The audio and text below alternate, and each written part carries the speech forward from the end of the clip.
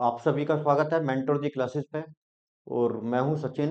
और आज हम टॉपिक लेके आए हैं न्यूक्लियाई, एटम्स एंड न्यूक्लियाई वाले यूनिट से हम आज पढ़ने वाले हैं न्यूक्लियाई।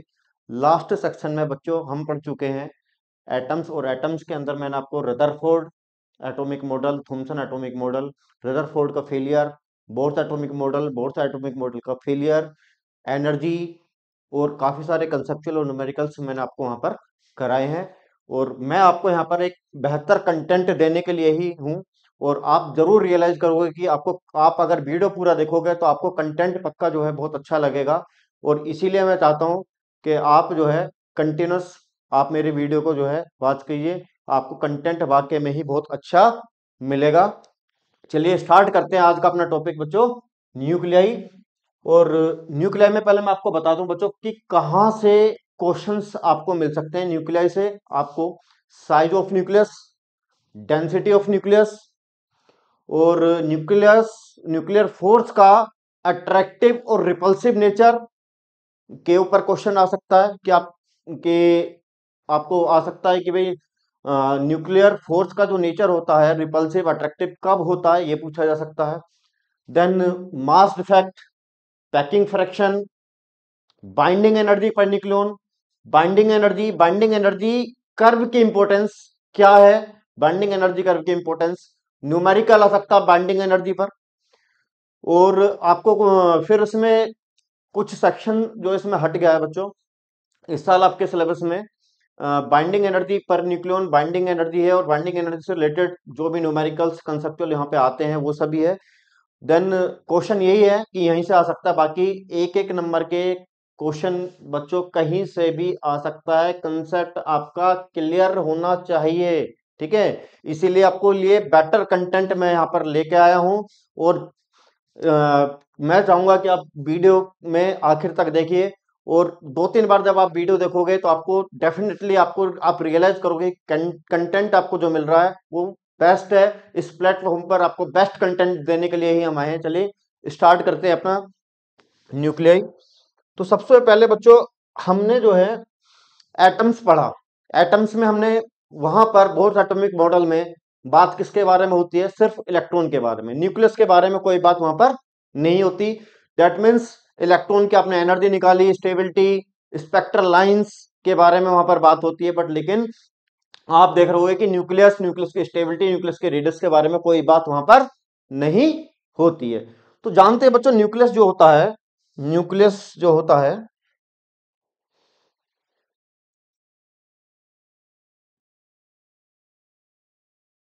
ठीक है। न्यूक्लियस के अंदर क्या होते हैं बच्चों, न्यूट्रॉन्स होते हैं और होते हैं बच्चों क्या, प्रोटॉन्स। न्यूक्लियस के अंदर क्या होते हैं, न्यूट्रॉन्स और प्रोटॉन। आप देख रहे हो उसकी शेप कैसी है, स्पेरिकल। कैसी है, स्पेरिकल। अब जो इलेक्ट्रॉन्स इसके अराउंड घूमते हैं वो भी कैसी ऑर्बिट होती है, सर्कुलर ऑर्बिट्स होती हैं। कैसी ऑर्बिट होती है बच्चों, सर्कुलर ऑर्बिट्स होती है। तो हमने बहुत एटॉमिक मॉडल में रेडियस, ध्यान रखना किसकी निकाली थी, हमने रेडियस निकाली थी बच्चों इलेक्ट्रॉन की। न्यूक्लियस की रेडियस के बारे में कोई बात वहां पर नहीं होती है, ठीक है। तो ध्यान रखना दो रेडियस के फॉर्मूला आप यहां पर पढ़ने वाले हो, बच्चा कंफ्यूज होता है कि कौन सा फॉर्मूला कब कहां अप्लाई करना है, ठीक है। तो न्यूक्लियस के अंदर होते हैं बच्चों न्यूट्रॉन और प्रोटॉन्स। न्यूक्लियस के अंदर क्या होते हैं, न्यूट्रॉन्स होते हैं और क्या होते हैं भैया, प्रोटॉन्स होते हैं, ठीक है। और इनको क्या बोला जाता है, इनको बोला जाता है न्यूक्लियॉन्स। क्या बोला जाता है इनको, इनको बोला जाता है बच्चों न्यूक्लियॉन्स।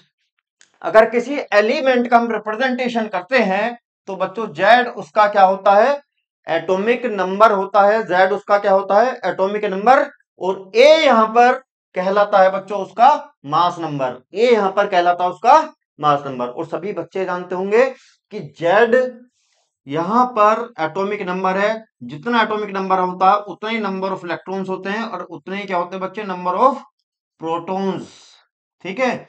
बट लेकिन मैं बात कर रहा हूं, अगर ना तो उसने इलेक्ट्रॉन लिए हैं ना इलेक्ट्रॉन दिए, दैट मीन्स वो आयन नहीं है।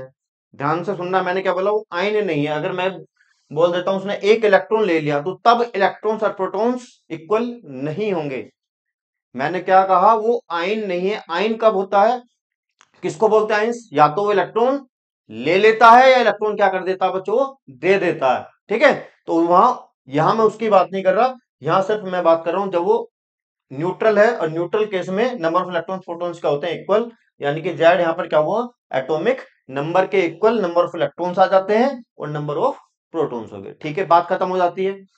देन ए क्या है यहाँ पर, ए कहलाता है बच्चों यहाँ पर क्या, मास नंबर। ठीक है, सभी बच्चे जानते होंगे इतना बेसिक तो, मास नंबर कहलाता है। और मास नंबर जो होता है वो इक्वल होता है मास नंबर, यानी कि number of protons plus number of protons plus neutron. तो मैंने यहाँ पे लिख दिया जेड प्लस एन, क्योंकि जेड क्या है, नंबर ऑफ प्रोटॉन्स किसके क्या किसके इक्वल होते हैं, जेड, यानी कि नंबर ऑफ प्रोटॉन्स किसके इक्वल होते हैं बच्चों, जेड के, यानी कि एटॉमिक नंबर के। ठीक है, तो जेड प्लस क्या आ जाता है यहाँ पर, एन आ जाता है।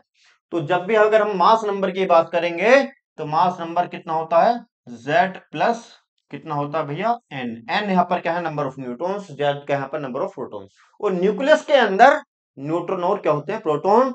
और न्यूट्रॉन पे कोई चार्ज होता नहीं, चार्ज किस पे होता है, सिर्फ प्रोटॉन पर। कैसा चार्ज, पॉजिटिव। ठीक है, तो कैसा चार्ज होता है बच्चों, प्रोटॉन पर पॉजिटिव, तो पॉजिटिव चार्ज है इसके अंदर।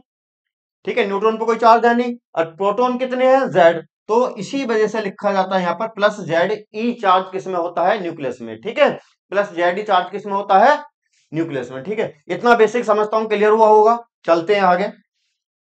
इसके बाद बात करते हैं आइसोटोप्स। वैसे यहां से क्वेश्चंस आने के चांसेस बहुत कम ही होते हैं। इसके बाद बात करते हैं आइसोटोप्स। आइसोटोप्स क्या होते हैं, जिन एलिमेंट्स का सेम एटॉमिक नंबर हो बच्चों, जिन एलिमेंट्स का सेम एटॉमिक नंबर हो और डिफरेंट क्या हो, मास नंबर। डिफरेंट क्या हो बच्चों, मास नंबर क्या हो वहां पर, डिफरेंट हो। Same atomic number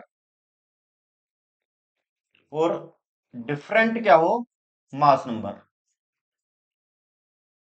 different mass number, जैसे कि 1H1 हो जाता है 1H2। ठीक है, ड्यूटेरियम हो गया, ये 1H1 हो जाता है। तो यहाँ पर दोनों का एटॉमिक नंबर सेम है, बट लेकिन ऊपर मास नंबर क्या हो गया, डिफरेंट हो गया। तो ये क्या कहलाएंगे, आइसोटोप्स। और आइसोटोप्स के बारे में एक बात और ध्यान रखेंगे, इनकी सेम केमिकल प्रॉपर्टीज होती है, बट डिफरेंट फिजिकल होती है, बट डिफरेंट फिजिकल प्रॉपर्टी। और ये सभी बच्चे जानते भी होंगे, क्योंकि आपने पहले 9th-10th में पढ़ा भी होगा। ठीक है बच्चों, आइसोटोप्स जिनका सेम एटॉमिक नंबर, डिफरेंट क्या हो, मास नंबर। जैसे कि मैंने यहाँ पे एक एग्जांपल दिया आपको कि 1H1 और 1H2, ये क्या कहलाएंगे यहाँ पर, आइसोटोप्स। आइसोबार्स क्या होते हैं, आइसोबार्स जिनका सेम मास नंबर हो और डिफरेंट एटॉमिक नंबर हो। ठीक है, जैसे कि वन डिफरेंट एटॉमिक, 1H2 हो गया, और सॉरी 1H3 ले लिया, और 2He3। ठीक है, अब यहां देखिए दोनों के मास नंबर क्या है, यहाँ पर दोनों के मास नंबर क्या है, सेम है, बट लेकिन एटॉमिक नंबर क्या होगा, डिफरेंट। तो इसलिए ये क्या कहलाएंगे, आइसो बार्स कहलाएंगे। अच्छा, एक बात और मैं बताना चाहूंगा कि एटॉमिक नंबर सेम हो गया, डिफरेंट मास नंबर हो गया आइसोटोप्स में, तो भैया उनके न्यूट्रॉन से बताइए, क्या न्यूट्रॉन सेम होंगे, डिफरेंट होंगे, बताइए। न्यूट्रॉन सेम होंगे क्या डिफरेंट होंगे। अगर मैं इसका न्यूट्रॉन निकालूं तो न्यूट्रॉन्स बच्चों, ए क्या होता है, mass number, A equal to कितना होता है, जेड प्लस एन। तो एन यहां पर फाइंड आउट करते हैं, तो ए माइनस कितना होगा, जेड। इसका निकालते हैं तो ए कितना है, 1, और जेड कितना है, तो ये 1 - 1 कितना आ गया बच्चों, 0 आ जाएगा।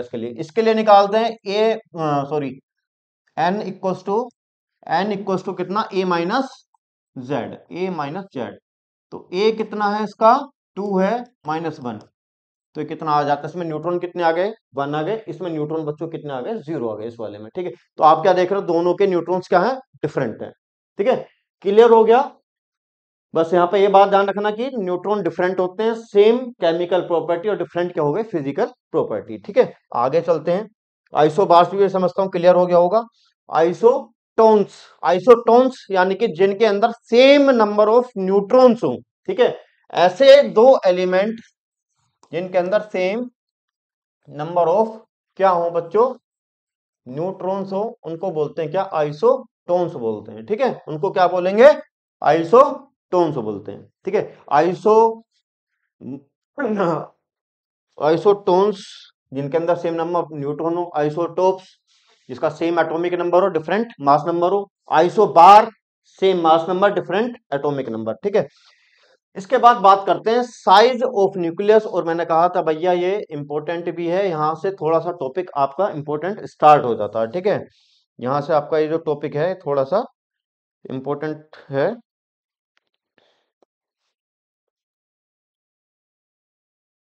तो साइज ऑफ न्यूक्लियस की बात कर रहे हैं, साइज ऑफ न्यूक्लियस।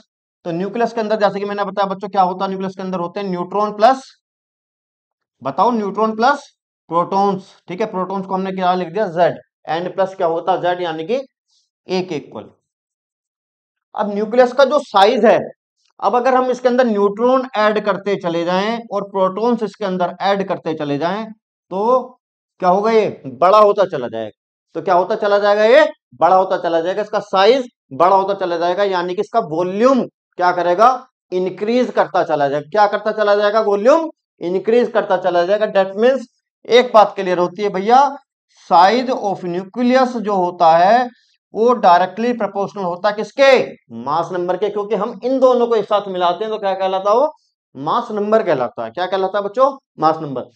आपने न्यूट्रॉन प्रोटॉन को बोलो एक साथ लिया तो क्या कहलाया, वो मास नंबर। अगर न्यूट्रॉन प्रोटॉन इसके अंदर बढ़ेंगे तो साइज बढ़ता चला जाएगा, और साइज बढ़ेगा तो डेट मीन्स मास नंबर बढ़ेगा तो साइज बढ़ेगा। ठीक है, तो size of nucleus, size of nucleus यानी कि इसका कैसी शेप है बच्चों, उसकी स्पेरिकल।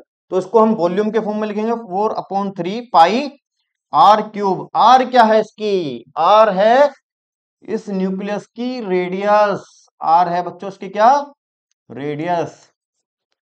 ठीक है, किसकी रेडियस है, न्यूक्लियस की। ध्यान से सुनना, किसकी, न्यूक्लियस की। इलेक्ट्रॉन की रेडियस हमने अलग निकलवाई थी, पिछले चैप्टर में निकलवाई थी। ठीक है, पिछले चैप्टर यानी कि मतलब एटम्स में जब मैंने कहा था बोर्स रेडियस निकाल लें, तो वो इलेक्ट्रॉन की रेडियस है। ठीक है, ये किसकी है, न्यूक्लियस की रेडियस है। ठीक है, तो ये डायरेक्टली प्रोपोर्शनल है किसके बच्चों, ए के।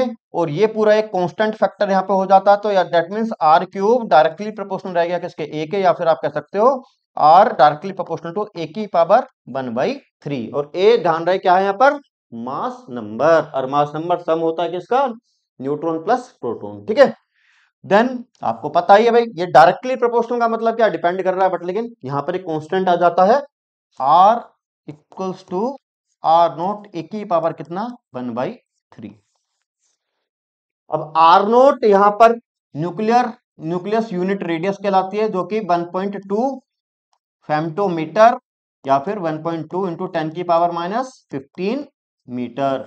ठीक है, ये कांस्टेंट वैल्यू होती है आर नोट। तो यहां पे एक कांस्टेंट आ गया 1.2 इंटू 10 की पावर -15 मीटर। अब बात है यार कि हम पढ़ तो रहे हैं कि क्वेश्चन सर बता दीजिए कहां से आने वाला है, कि हम जल्दी जल्दी उसको प्रिपेयर कर लें और अपना आगे की तरफ बढ़ते चले। ठीक है, तो बच्चों इस पे क्वेश्चन आता है, होता क्या है, आपको बोल दिया कि एक न्यूक्लियस है जिसका मास नंबर ये है, दूसरा न्यूक्लियस उसका मास नंबर ये है। तो आप जो है इन दोनों न्यूक्लियस की रेडियस का रेशियो निकाल दीजिए। तो इस तरह का क्वेश्चन यहां पर आ जाता है। जैसे कि क्वेश्चन दे दिया, एक न्यूक्लियस है जिसका आपको,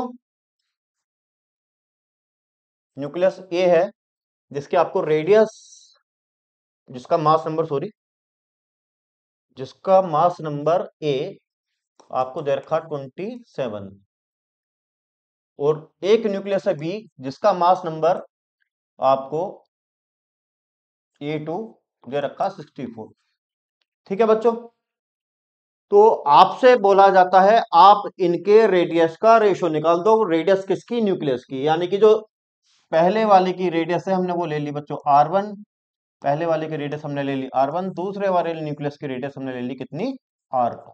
तो हमें इनका रेशियो निकाल देना, जैसे कि हमने लास्ट पढ़ा कि R इक्वल टू कितना होता है, R नोट ए की पावर कितना, 1/3। तो यहाँ पर रेडियस पहले वाले की हो जाएगी R1 equal to R nought A कितना इसका, 27 की पावर 1/3। ठीक है, समझ में आता है। R2 equal to R note, और यहां कितना है बच्चों 64 की पावर कितना 1/3, और आप इन दोनों को क्या कर देंगे सिंपली डिवाइड कर दोगे बच्चों, डिवाइड करके यहां से इसे सोल्व आउट कर लोगे और आपको यहां से क्या मिल जाएगा, रेशो मिल जाएगा। ठीक है, आर नोट से आर नोट यहाँ कैंसिल आउट हो जाता है, और पावर 1/3 आप क्यूब रूट सोल्व करोगे तो ये आ जाएगा 3, और ये आ जाएगा 4 चौक 16 चौका 64, यानी कि आ जाएगा 4। तो 3/4 इसका क्या आ जाता है यहाँ पर रेशो निकल के आ जाता है। फिर मैं बोल रहा हूं किसकी रेडियस है, ये है न्यूक्लियस की रेडियस, यानी कि जो इलेक्ट्रॉन इसके चारों तरफ घूम रहे हैं उसकी रेडियस नहीं निकाली बच्चों हमने, उसकी रेडियस कितनी होती है उसकी भी मैं एक बार आपको याद करा दूं। आर इक्वल टू कितना होता है N square H square upon 4 pi square K Z E square M, ये रेडियस आई थी। ठीक है, ये रेडियस आई थी नहीं आई थी, चेक करना पीछे, ये किसकी है इलेक्ट्रॉन की, बट लेकिन हमने अब किसकी निकाली है, यहां पर हमने यहां पर किसकी निकाली है, हमने निकाली है बच्चों यहां पर न्यूक्लियस की रेडियस। ठीक है, क्लियर होता है कंसेप्ट, आगे चलते हैं। अब बात आती है डेंसिटी की। ठीक है, डेंसिटी पे क्वेश्चन बनता है, और डेंसिटी पे क्या क्वेश्चन बनता है बच्चों, डेंसिटी सभी बच्चे जानते होंगे क्या होती है बच्चों, डेंसिटी का फॉर्मूला बताइए क्या होता है, सभी ने पढ़ा होगा। मास डेंसिटी, डेंसिटी भी कितने तरीके के होते हैं, चार्ज डेंसिटी, मास डेंसिटी, हम बात कर रहे हैं मास डेंसिटी। तो डेंसिटी का फॉर्मूला होता है बच्चों कितना, मास अपॉन वॉल्यूम, और हमें डेंसिटी निकालनी है किसकी, न्यूक्लियस की, हमें डेंसिटी निकालनी है किसकी, न्यूक्लियस की। रेडियस है कितनी आर, ठीक है, रेडियस कितनी है इसकी आर है, और जो उसके अंदर न्यूट्रॉन प्लस प्रोटॉन है, और उसको क्या बोलते हैं बच्चों मास नंबर।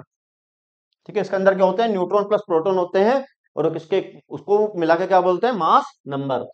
तो डेंसिटी आपको निकालनी है, मास कौन कितना होता है वॉल्यूम, और डेंसिटी न्यूक्लियस की भाई। अब बात यहां ये जाननी है कि जैसे जैसे इसका मास नंबर बढ़ता है 2 3 4 5 8 10 15, क्या डेंसिटी बढ़ती है, इसके अंदर न्यूट्रॉन प्रोटॉन ऐड होते जा रहे हैं, न्यूट्रॉन आ रहे हैं जी, प्रोटॉन आ रहे हैं, मास नंबर बढ़ रहा है, 40 हो गया 60 हो गया तो न्यूट्रॉन प्रोटॉन बढ़ रहे हैं, जाहिर सी बात है। ए बढ़ेगा तो न्यूट्रॉन प्रोटॉन मतलब क्या कर रहे हैं इसके अंदर इंक्रीज। अब न्यूट्रॉन प्रोटॉन इसके अंदर इंक्रीज कर रहे हैं, मास इंक्रीज कर रहा है, तो साइज भी बड़ा हो रहा होगा। बात है कि भाई डेंसिटी क्या इंक्रीज कर रही है, सेम है, या डिक्रीज हो रही है, तो हमें जानना है डेंसिटी के बारे में कि डेंसिटी पर क्या इफेक्ट पड़ता है। ठीक है, तो डेंसिटी मास अपॉन वॉल्यूम। अब इसके अंदर न्यूट्रॉन प्रोटॉन्स है, अब न्यूट्रॉन प्रोटॉन्स है, अब कहोगे जी न्यूट्रॉन्स का मास ज्यादा होता है कम होता है, बच्चों बताओ प्रोटॉन से, प्रोटॉन का मास कम होता है, न्यूट्रॉन का मास प्रोटॉन से ज्यादा होता है, तो इनका न्यूक्लियॉन्स, न्यूट्रॉन प्रोटॉन्स को क्या बोला हमने न्यूक्लियॉन्स, न्यूक्लियॉन्स का एवरेज मास ऑफ न्यूक्लियॉन, मान लिया हमने कितना भैया स्मॉल एम, कितना ले लिया एम, कितने न्यूक्लियॉन है इसके अंदर, अब हमें तो नहीं पता भाई, किसी का मास नंबर 40 होगा, किसी का 60 होगा, किसी का 30 होगा, तो वो चेंज हो सकता है। एक का एवरेज मास एक न्यूक्लियॉन का कितना मान लिया हमने 1 न्यूक्लियॉन। ठीक है, कितना है यहाँ पर 1 न्यूक्लियॉन, इसको सही कर देता हूँ, कितने न्यूक्लियॉन का बच्चों 1 न्यूक्लियॉन का एवरेज मास हमने ले लिया स्मॉल एम, तो टोटल मास कितना आ जाएगा न्यूक्लियस का, कितने है इसके अंदर, कितने न्यूक्लियॉन है टोटल ए, तो स्मॉल एम इंटू ए, इसका आ गया टोटल मास। डेंसिटी निकालनी है आपने, तो डेंसिटी इक्वल टू होता क्या बच्चों मास अपॉन वॉल्यूम, और मास यहाँ पर टोटल आ गया कितना स्मॉल एम इंटू ए, और वॉल्यूम इसका 4/3 पाई आर क्यूब, और आर यानी कि रेडियस, किसकी रेडियस न्यूक्लियस की रेडियस हम निकाल चुके हैं जी, कितनी होती है, बिल्कुल कितनी होती है बच्चों, R equals to sorry R equals to कितना बच्चों आर नॉट ए की पावर 1/3। ठीक है, तो इसको यहां रख देते हैं, सोल्व करते हैं, देखते हैं कि डेंसिटी पर क्या इफेक्ट पड़ रहा।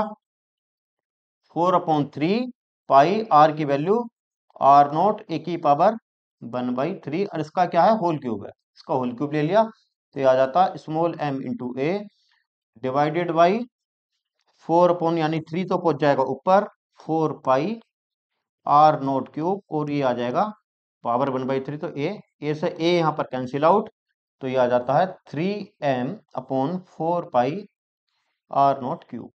तो आप यहाँ पर बच्चों एक बात नोटिस करोगे कि ये जो डेंसिटी यहाँ पर आ रही है इसकी, ये जो डेंसिटी मैं यहाँ लिख रहा हूँ ऊपर, ठीक है, सॉरी इधर लिख देता हूं मैं। तो यहाँ जो डेंसिटी आई, कितनी आई? 3m/4πr0 cube. ये पूरा एक कांस्टेंट आ गया, ये क्या आ गया? एक कांस्टेंट। तो भैया डेंसिटी न्यूक्लियस की क्या रही? कांस्टेंट, यानी कि हम उसके अंदर न्यूट्रॉन प्रोटॉन ऐड करते जा रहे हैं, बट लेकिन उसके साथ साथ उसका उतना ही वॉल्यूम भी बढ़ जा रहा है। तो डेट मीन्स डेंसिटी पर भैया कोई इफेक्ट नहीं पड़ता, डेंसिटी पर बच्चों कोई इफेक्ट नहीं पड़ता, ठीक है। तो डेंसिटी देखो, m एवरेज मास है, आर नॉट कॉन्स्टेंट है, ये भी कॉन्स्टेंट है, तो पूरा फैक्टर क्या हो गया? यहाँ पर कॉन्स्टेंट हो गया, इसलिए डेंसिटी न्यूक्लियस की कॉन्स्टेंट रहती है, ठीक है। तो डेंसिटी कॉन्स्टेंट हो जाती है। अगर मैं इस डेंसिटी का डिफरेंशिएशन वर्सेस वॉल्यूम करता हूं तो कितना आएगा बच्चों? 0, क्योंकि वॉल्यूम, सॉरी, अगर मैं चेंज देखता हूं डेंसिटी में, ठीक है, तो कितना आएगा चेंज? 0, क्योंकि डेंसिटी किसी भी न्यूक्लियस की कितनी रहती है? क्या रहती है? सेम रहती है। अब मैं अगर ये सारी वैल्यू यहां पर रखता हूं, मास m की वैल्यू रखता हूं, r नोट की वैल्यू रखता हूं, ठीक है, तो डेंसिटी जो न्यूक्लियस की आती है निकल के, वो आती है कितनी बच्चों? बताइए कितनी आती है? किसी भी न्यूक्लियस की डेंसिटी कितनी आती है? 2.3 इंटू 10⁻17 किलोग्राम पर मीटर क्यूब।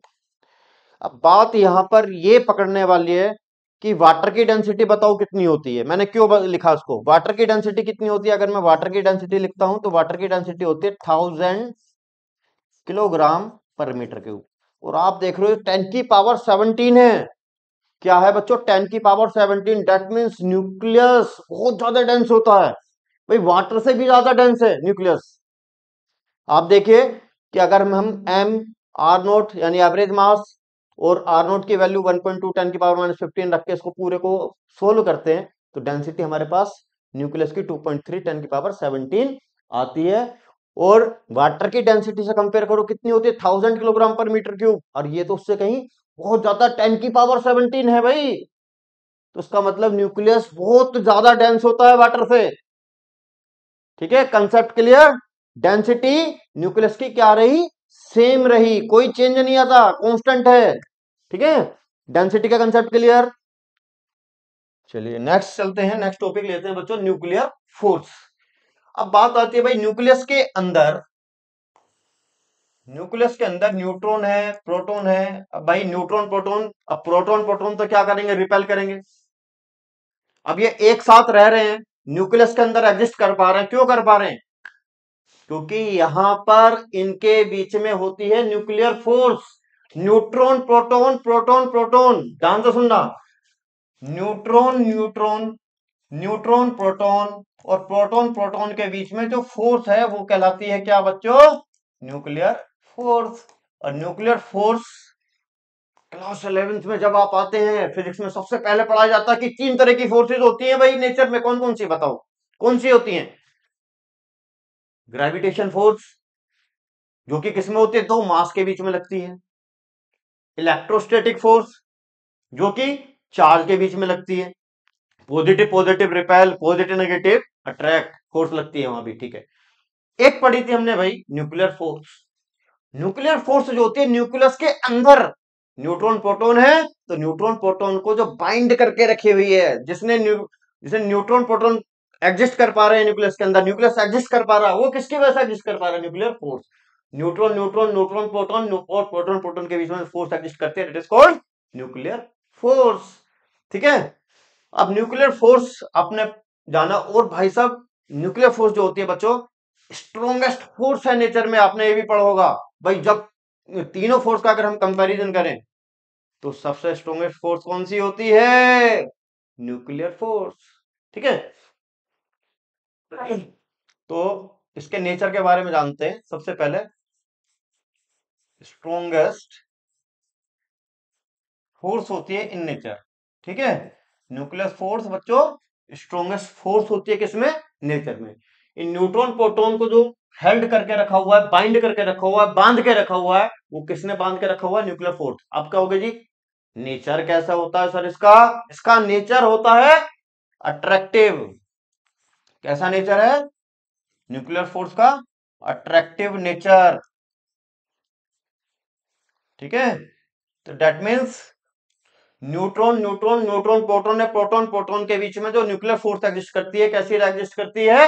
अट्रैक्टिव, अट्रैक्ट करती है। ठीक है, कैसी होती है? अट्रैक्टिव। अब एक बच्चा कहेगा सर आपने तो यहाँ एक ग्राफ बना रखा है, इसमें अट्रैक्टिव भी लिखा दिख रहा है, रिपल्सिव भी लिखा दिख रहा है, इसका क्या मतलब है? बताऊंगा, तसल्ली रखो, अभी बताऊंगा, यहां भी पहुंचेंगे। न्यूक्लियर फोर्स अट्रैक्टिव भी होती है, रिपल्सिव भी होती है, बट लेकिन अभी थोड़ा धैर्य रखो, पहुंचेंगे, वहां भी आएंगे। आपका क्वेरी में पक्का जो है दूर करता हूं। ठीक है, तो अट्रैक्टिव नेचर होता है। एक बच्चा कहेगा सर प्रोटॉन प्रोटॉन तो पॉजिटिव पॉजिटिव है सर, फिर भी इनके बीच में फोर्स कैसी है? अट्रैक्टिव। क्योंकि भैया प्रोटॉन पॉजिटिव पॉजिटिव चार्ज के बीच में जो फोर्स है वो कौन सी है? इलेक्ट्रोस्टैटिक। न्यूक्लियर फोर्स इसका मतलब चार्ज पे डिपेंड नहीं करती, तो इसका मतलब क्या हुआ भैया? चार्ज इंडिपेंडेंट है। क्या है? चार्ज इंडिपेंडेंट फोर्स है। ठीक है बच्चों, कैसी है? Charge independent. That means charge पे डिपेंड नहीं करती। भाई न्यूट्रॉन पे कोई चार्ज नहीं है, यहाँ न्यूट्रॉन पे चार्ज नहीं है, यहाँ प्रोटॉन पे है, तो चार्ज इंडिपेंडेंट है, चार्ज पे डिपेंड नहीं करती भाई। ठीक है, fourth point, short range force होती है। अब ये बात यहां समझने वाली है कि शॉर्ट रेंज फोर्स होती है। ठीक है बच्चों, शॉर्ट रेंज फोर्स का क्या मतलब है? यानी कि न्यूक्लियर फोर्स जो है शॉर्ट डिस्टेंस के लिए एग्जिस्ट करती है। अगर न्यूक्लियॉन्स के बीच में डिस्टेंस बढ़ जाएगा, डिस्टेंस दो न्यूक्लियॉन्स के बीच में अगर बढ़ जाता है, तो न्यूक्लियर फोर्स नेग्लिजिबल हो जाती है भैया। शॉर्ट डिस्टेंस के लिए ही है, यानी कि जो न्यूक्लियस के अंदर न्यूट्रॉन प्रोटॉन है बहुत क्लोज है, और क्लोज होने की वजह से ये फोर्स एग्जिस्ट कर पा रही है। बट लेकिन अगर डिस्टेंस इनके बीच में बढ़ जाएगा, तो क्या होने वाला है? तो न्यूक्लियर फोर्स क्या हो जाएगी? वहां पर वीक पड़ जाती है भैया, शॉर्ट रेंज में ही एग्जिस्ट करती है। ठीक है, शॉर्ट डिस्टेंस के लिए। और स्ट्रॉन्गेस्ट फोर्स में एक बात और कहूंगा मैं, फर्स्ट पॉइंट है, स्ट्रॉन्गेस्ट फोर्स में सबसे ज्यादा स्ट्रॉन्ग न्यूक्लियर फोर्स, फिर कौन सी होती है बच्चों?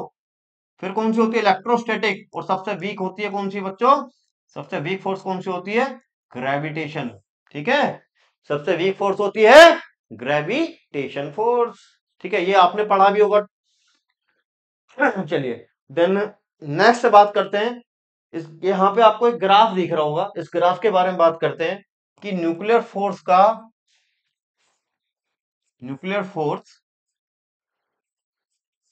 वेरिएशन, सॉरी, न्यूक्लियर फोर्स का नेचर, न्यूक्लियर फोर्स का नेचर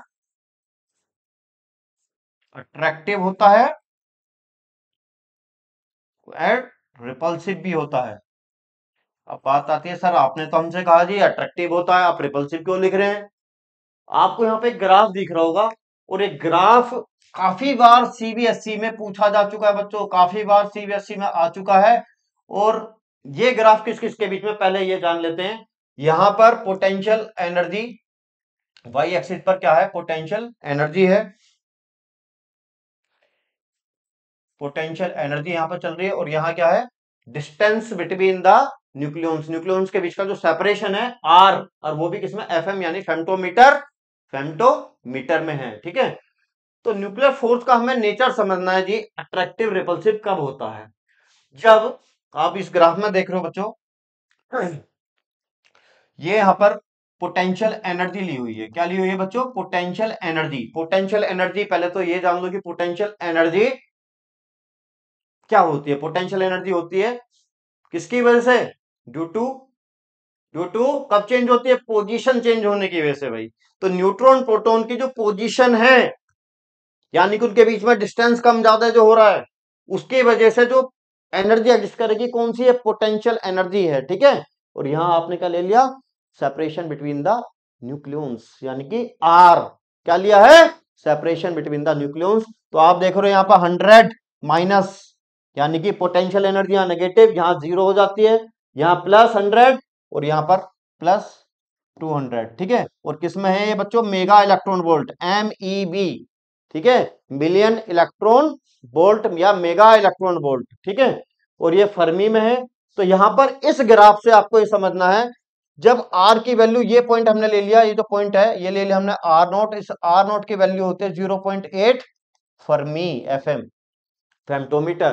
तो जब आर की वैल्यू लेस देन है आर नोट से, इस आर नोट से वन है, कम है, तो आप देख रहे हो भाई यहां पर जो है पोटेंशियल एनर्जी जीरो से ऊपर, इस रीजन की अगर बात करें तो यहां पर पोटेंशियल एनर्जी कैसी आ रही है बच्चों, पॉजिटिव आ रही है, ठीक है। अब 0.8 से कम न्यूक्लियॉन्स के बीच में, यानी न्यूट्रॉन प्रोटॉन न्यूट्रॉन न्यूट्रॉन के बीच में डिस्टेंस 0.8 फर्मी से क्या कर दिया, कम कर दिया।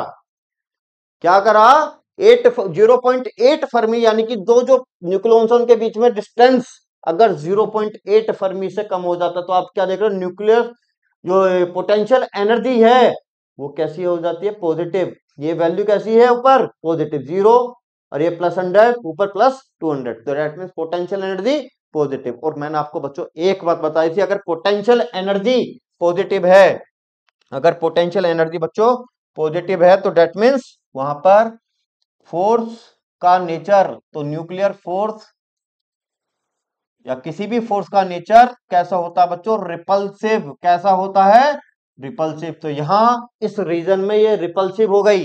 देन सेकंड पॉइंट, जब आर की वैल्यू आर नोट से ज्यादा है, यहां पे आप देख रहे हो आर नोट से वैल्यू क्या हो जा रही है, ज्यादा है, ठीक है, आर नोट ये रहा, और आर की वैल्यू बढ़ती जा रही है, तो आप देखो पोटेंशियल एनर्जी घटते घटते कौन से रीजन में, 0 से -100, यानी कि इस रीजन में एग्जिस्ट कर रही है। दैट मीन्स जब दो न्यूक्लियॉन्स के बीच में, न्यूट्रॉन प्रोटॉन्स के बीच में जो डिस्टेंस है आर, 0.8 फर्मी से अगर हम बढ़ाते हैं, तो इसका मतलब वहां पर पोटेंशियल एनर्जी कैसी है भैया, माइनस में, यानी कि 0 से कम है, तो किसमें है, नेगेटिव है। और जब भी पोटेंशियल एनर्जी बच्चों नेगेटिव होती है, तो आपको बताया था क्या मतलब है पोटेंशियल एनर्जी नेगेटिव होने का, कि वहां पर फोर्स अट्रैक्टिव है, वहां पर फोर्स अट्रैक्टिव है। ये बात मैंने आपको एक जगह और बताई थी, कहां, बोर्स एटॉमिक मॉडल में, कि इलेक्ट्रॉन पे नेगेटिव चार्ज और न्यूक्लियस पे पॉजिटिव, वहां इलेक्ट्रॉन पे कैसे फोर्स आ रही थी, अट्रैक्टिव, तो वहां भी उसकी एनर्जी पोटेंशियल कैसी आएगी, पोटेंशियल एनर्जी नेगेटिव। तो बच्चों यहां potential energy negative, that means nuclear force. और जहां जहां पर पोटेंशियल एनर्जी नेगेटिव होगी, जहां पर पोटेंशियल एनर्जी नेगेटिव होगी, वहां फोर्स कैसा रहेगा, जोर से बताओ कैसा रहेगा फोर्स, वहां पर अट्रैक्टिव, ठीक है, कैसा रहेगा, attractive.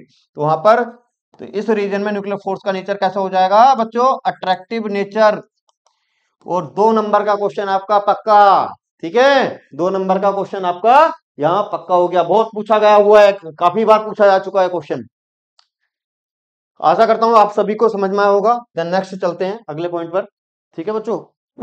Atomic masses, atomic mass, जैसे कि सभी आप बच्चे पहले भी पढ़ के होंगे, थोड़ा सा एक बेसिक से डिटेल यहां मैं दूंगा कि एटॉमिक मास क्या होता है। Mass of carbon atom, atomic mass जो होता है वो कार्बन एटम C12 जो होता है उसके मास के क्या होता है, इक्वल होता है, जो कि क्या बहुत स्मॉल होता है, जिसकी वैल्यू कितनी है, 1.992678 इंटू 10⁻26 किलोग्राम, ठीक है। यानी कि एटॉमिक मास 1/12 या AMU, 1 AMU atomic mass unit जो होती है 1/12 mass of the C12 atom, ठीक है। C12 क्यों लिखा गया, क्योंकि C14 भी होता है, इसलिए हम बात कर रहे हैं सिर्फ किसकी, C12। तो C12 mass of C12 atom के 1/12 टाइम्स होता है। C12 का मास कितना है, ये है, इसको यहां रखते हैं। तो 1 AMU की वैल्यू ध्यान रखिएगा किलोग्राम में ये आ जाती है। वैसे आपको न्यूमेरिकल्स जो भी बच्चों आप करोगे उसमें सब गिवन होगा, ठीक है, उसमें आपको सब गिवन होगा, या फिर आपके जो एग्जाम होगा उसका फ्रंट पेज पर आपको ये वैल्यूज मिल जाएंगी, ठीक है, ऐसी कोई, बट लेकिन फिर भी फॉर योर नॉलेज आपको ये पता होना चाहिए, ठीक है, क्योंकि किसी भी कॉम्पिटेटिव एग्जाम में जब आप बैठते हो, और वो भी कौन से कॉम्पिटेटिव एग्जाम, जो जनरल कंपटीशन होते हैं बच्चों, उनकी बात कर रहे हैं, ठीक है, अपने में तो इतना नहीं आएगा, क्योंकि जेईई मेंस में इतना सिंपल कुछ नहीं मिलने वाला, ठीक है, वहां तो बस की कंसेप्ट पे आपको क्वेश्चन मिलेंगे। तो 1 AMU 1.6605 into 10⁻27 kilogram. Electron volt क्या है, इलेक्ट्रॉन वोल्ट भी किसकी यूनिट है बताओ, एनर्जी की यूनिट है बच्चों, किसकी यूनिट है, एनर्जी की यूनिट होती है। जब कोई इलेक्ट्रॉन जब कोई एक इलेक्ट्रॉन 1 वोल्ट से एक्सेलरेट होता है। अब क्या होगी जी, 1 वोल्ट से कैसे एक्सेलरेट हुआ?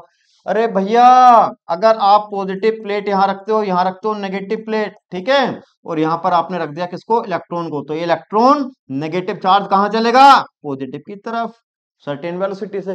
तो आपने क्या लगाया, पोटेंशियल। क्या लगाया आपने, पोटेंशियल लगाया। इस पोटेंशियल की वजह से क्या करने लग जाएगा, ये मोशन में आएगा और इसके पास क्या आ जाएगी, एनर्जी। ठीक है, तो वो एनर्जी हम इलेक्ट्रॉन वोल्ट में रिप्रेजेंट कर रहे हैं। और 1 इलेक्ट्रॉन वोल्ट आपको मैं पहले भी बता चुका हूं, 1.602 इंटू 10⁻19 जूल होता है। ठीक है, और मेगा यानी कि 10⁻6 की और मल्टीप्लाई हो जाएगी। मेगा मतलब 10⁻6 की मल्टीप्लाई कर दिया, मिलियन भी बोलते हैं, तो ये जगह 10⁻13 जूल। ठीक है, आइंस्टाइन मास एनर्जी इक्वेशंस देखो बार बार आता है जब हम मॉडर्न फिजिक्स की बात करते हैं, तो आइंस्टाइन की जो ये थ्योरी है, आइंस्टाइन ने कहा था, मैंने पहले भी आपको बताया, कि मास एनर्जी में कन्वर्ट हो जाता है और एनर्जी मास में कन्वर्ट हो जाती है। ठीक है, तो मास, अगर हम ऐसा मान लीजिए कि अगर हम खाना खाते हैं तो हम मास ले रहे हैं, और उसी से हमें क्या मिल रही है बच्चों, एनर्जी मिल रही है। तो मास सोर्स होता है किसका, एनर्जी का। ठीक है, और इसी के ऊपर ध्यान से सुनना, क्योंकि अब जो कंसेप्ट यहाँ चलने वाले हैं वो सब आइंस्टाइन मास एनर्जी इक्विवेलेंस इसी के ऊपर है, और इसी से ही बाइंडिंग एनर्जी, सारी चीजें इसी से रिलेटेड है। क्योंकि जो इन्होंने कंसेप्ट दिया था भैया, equal to M C square, के मास सोर्स होता है किसका भैया, एनर्जी का। ठीक है, equal to M C square, M अगर आप 1 AMU लेते हो, 1 AMU की वैल्यू मैंने अभी आपको बताई थी कितनी, 1.66 10⁻27 किलोग्राम।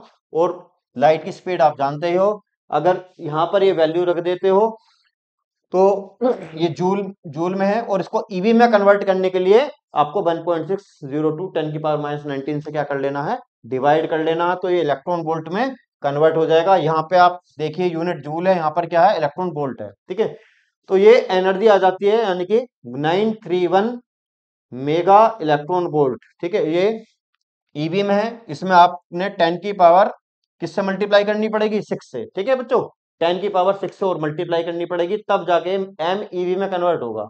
ये ईवी लिखा हुआ है, यानी कि आपको यहाँ पर 10 की पावर किससे कर लेनी है मल्टीप्लाई, 10 की पावर 6 से मल्टीप्लाई कर लेनी है। ठीक है बच्चों, तो 10 की पावर 6 से आप मल्टीप्लाई कर लेंगे, तब जाके किस में कन्वर्ट हो जाएगा, एम ईवी में कन्वर्ट हो जाएगा। ठीक है, तो 931 एम ईवी के इक्वल हो जाता है, या फिर आप कह सकते हो 1 AMU किसके इक्वल हुआ, 931 मेगा इलेक्ट्रॉन वोल्ट, यानी कि ये जो मास है इसके इक्विवेलेंट, 1 AMU जो मास था, इसके इक्विवेलेंट जो एनर्जी हुई वो कितनी हुई, 931 मिलियन इलेक्ट्रॉन वोल्ट। ठीक है, चलिए नेक्स्ट टॉपिक आता है mass defect.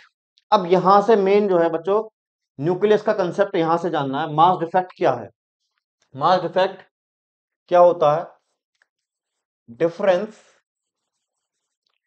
Between the mass of nucleus and and mass of कॉन्स्टी mass of its constituent. Constituent यानी कि बच्चों प्रोटॉन एंड न्यूट्रॉन। ठीक है, न्यूक्लियस के अंदर क्या होते हैं, प्रोटॉन एंड न्यूट्रॉन। अब इसको जनरली मैंने यहाँ लिख तो दिया, आप कहोगे जी हमें तो समझ में नहीं आया, आपने क्या बात कही, कैसे कही, ये बात कैसे कह रहे हो। और ये सब डिपेंड है आइंस्टाइन मास एनर्जी इक्विवेलेंस के ऊपर बच्चों। ठीक है, यानी कि मास सोर्स होता है एनर्जी का, इसी से ही बाइंडिंग एनर्जी आनी है। मैंने लिखा difference between the mass of nucleus, difference between the mass of nucleus and mass of its constituent proton and neutron. That means अगर हम न्यूक्लियस की बात करें भैया, तो न्यूक्लियस के अंदर न्यूट्रॉन प्लस प्रोटॉन और न्यूट्रॉन प्लस प्रोटॉन यानी कि जेड क्या होता है, मास नंबर के इक्वल होता है। ठीक है, अब अगर, और हाँ, और एक कंडीशन बच्चों, मोशन में ना हो। ठीक है, ये मोशन में ना हो, किस कंडीशन में हो, रेस्ट। यानी कि अगर मोशन में होते हैं तो भैया वहां पर आइंस्टाइन थ्योरी ऑफ रिलेटिविटी के अकॉर्डिंग उसका मास क्या करता है, आइंस्टाइन ने कहा था अगर कोई भी पार्टिकल मोशन में होता है उसका मास क्या करता है, इंक्रीज करने लगता है। तो मैंने यहाँ लिख दिया कि रेस्ट में होनी चाहिए। ठीक है, तो जानते हैं भाई, एक न्यूट्रॉन है हमारे पास, ध्यान से समझना आप। एक न्यूट्रॉन है, कहां पर है? इनफाइनाइट डिस्टेंस पे। दूसरा प्रोटॉन है, दोनों में डिस्टेंस का इन्फिनिटी है, यानी कि बहुत दूर है दोनों।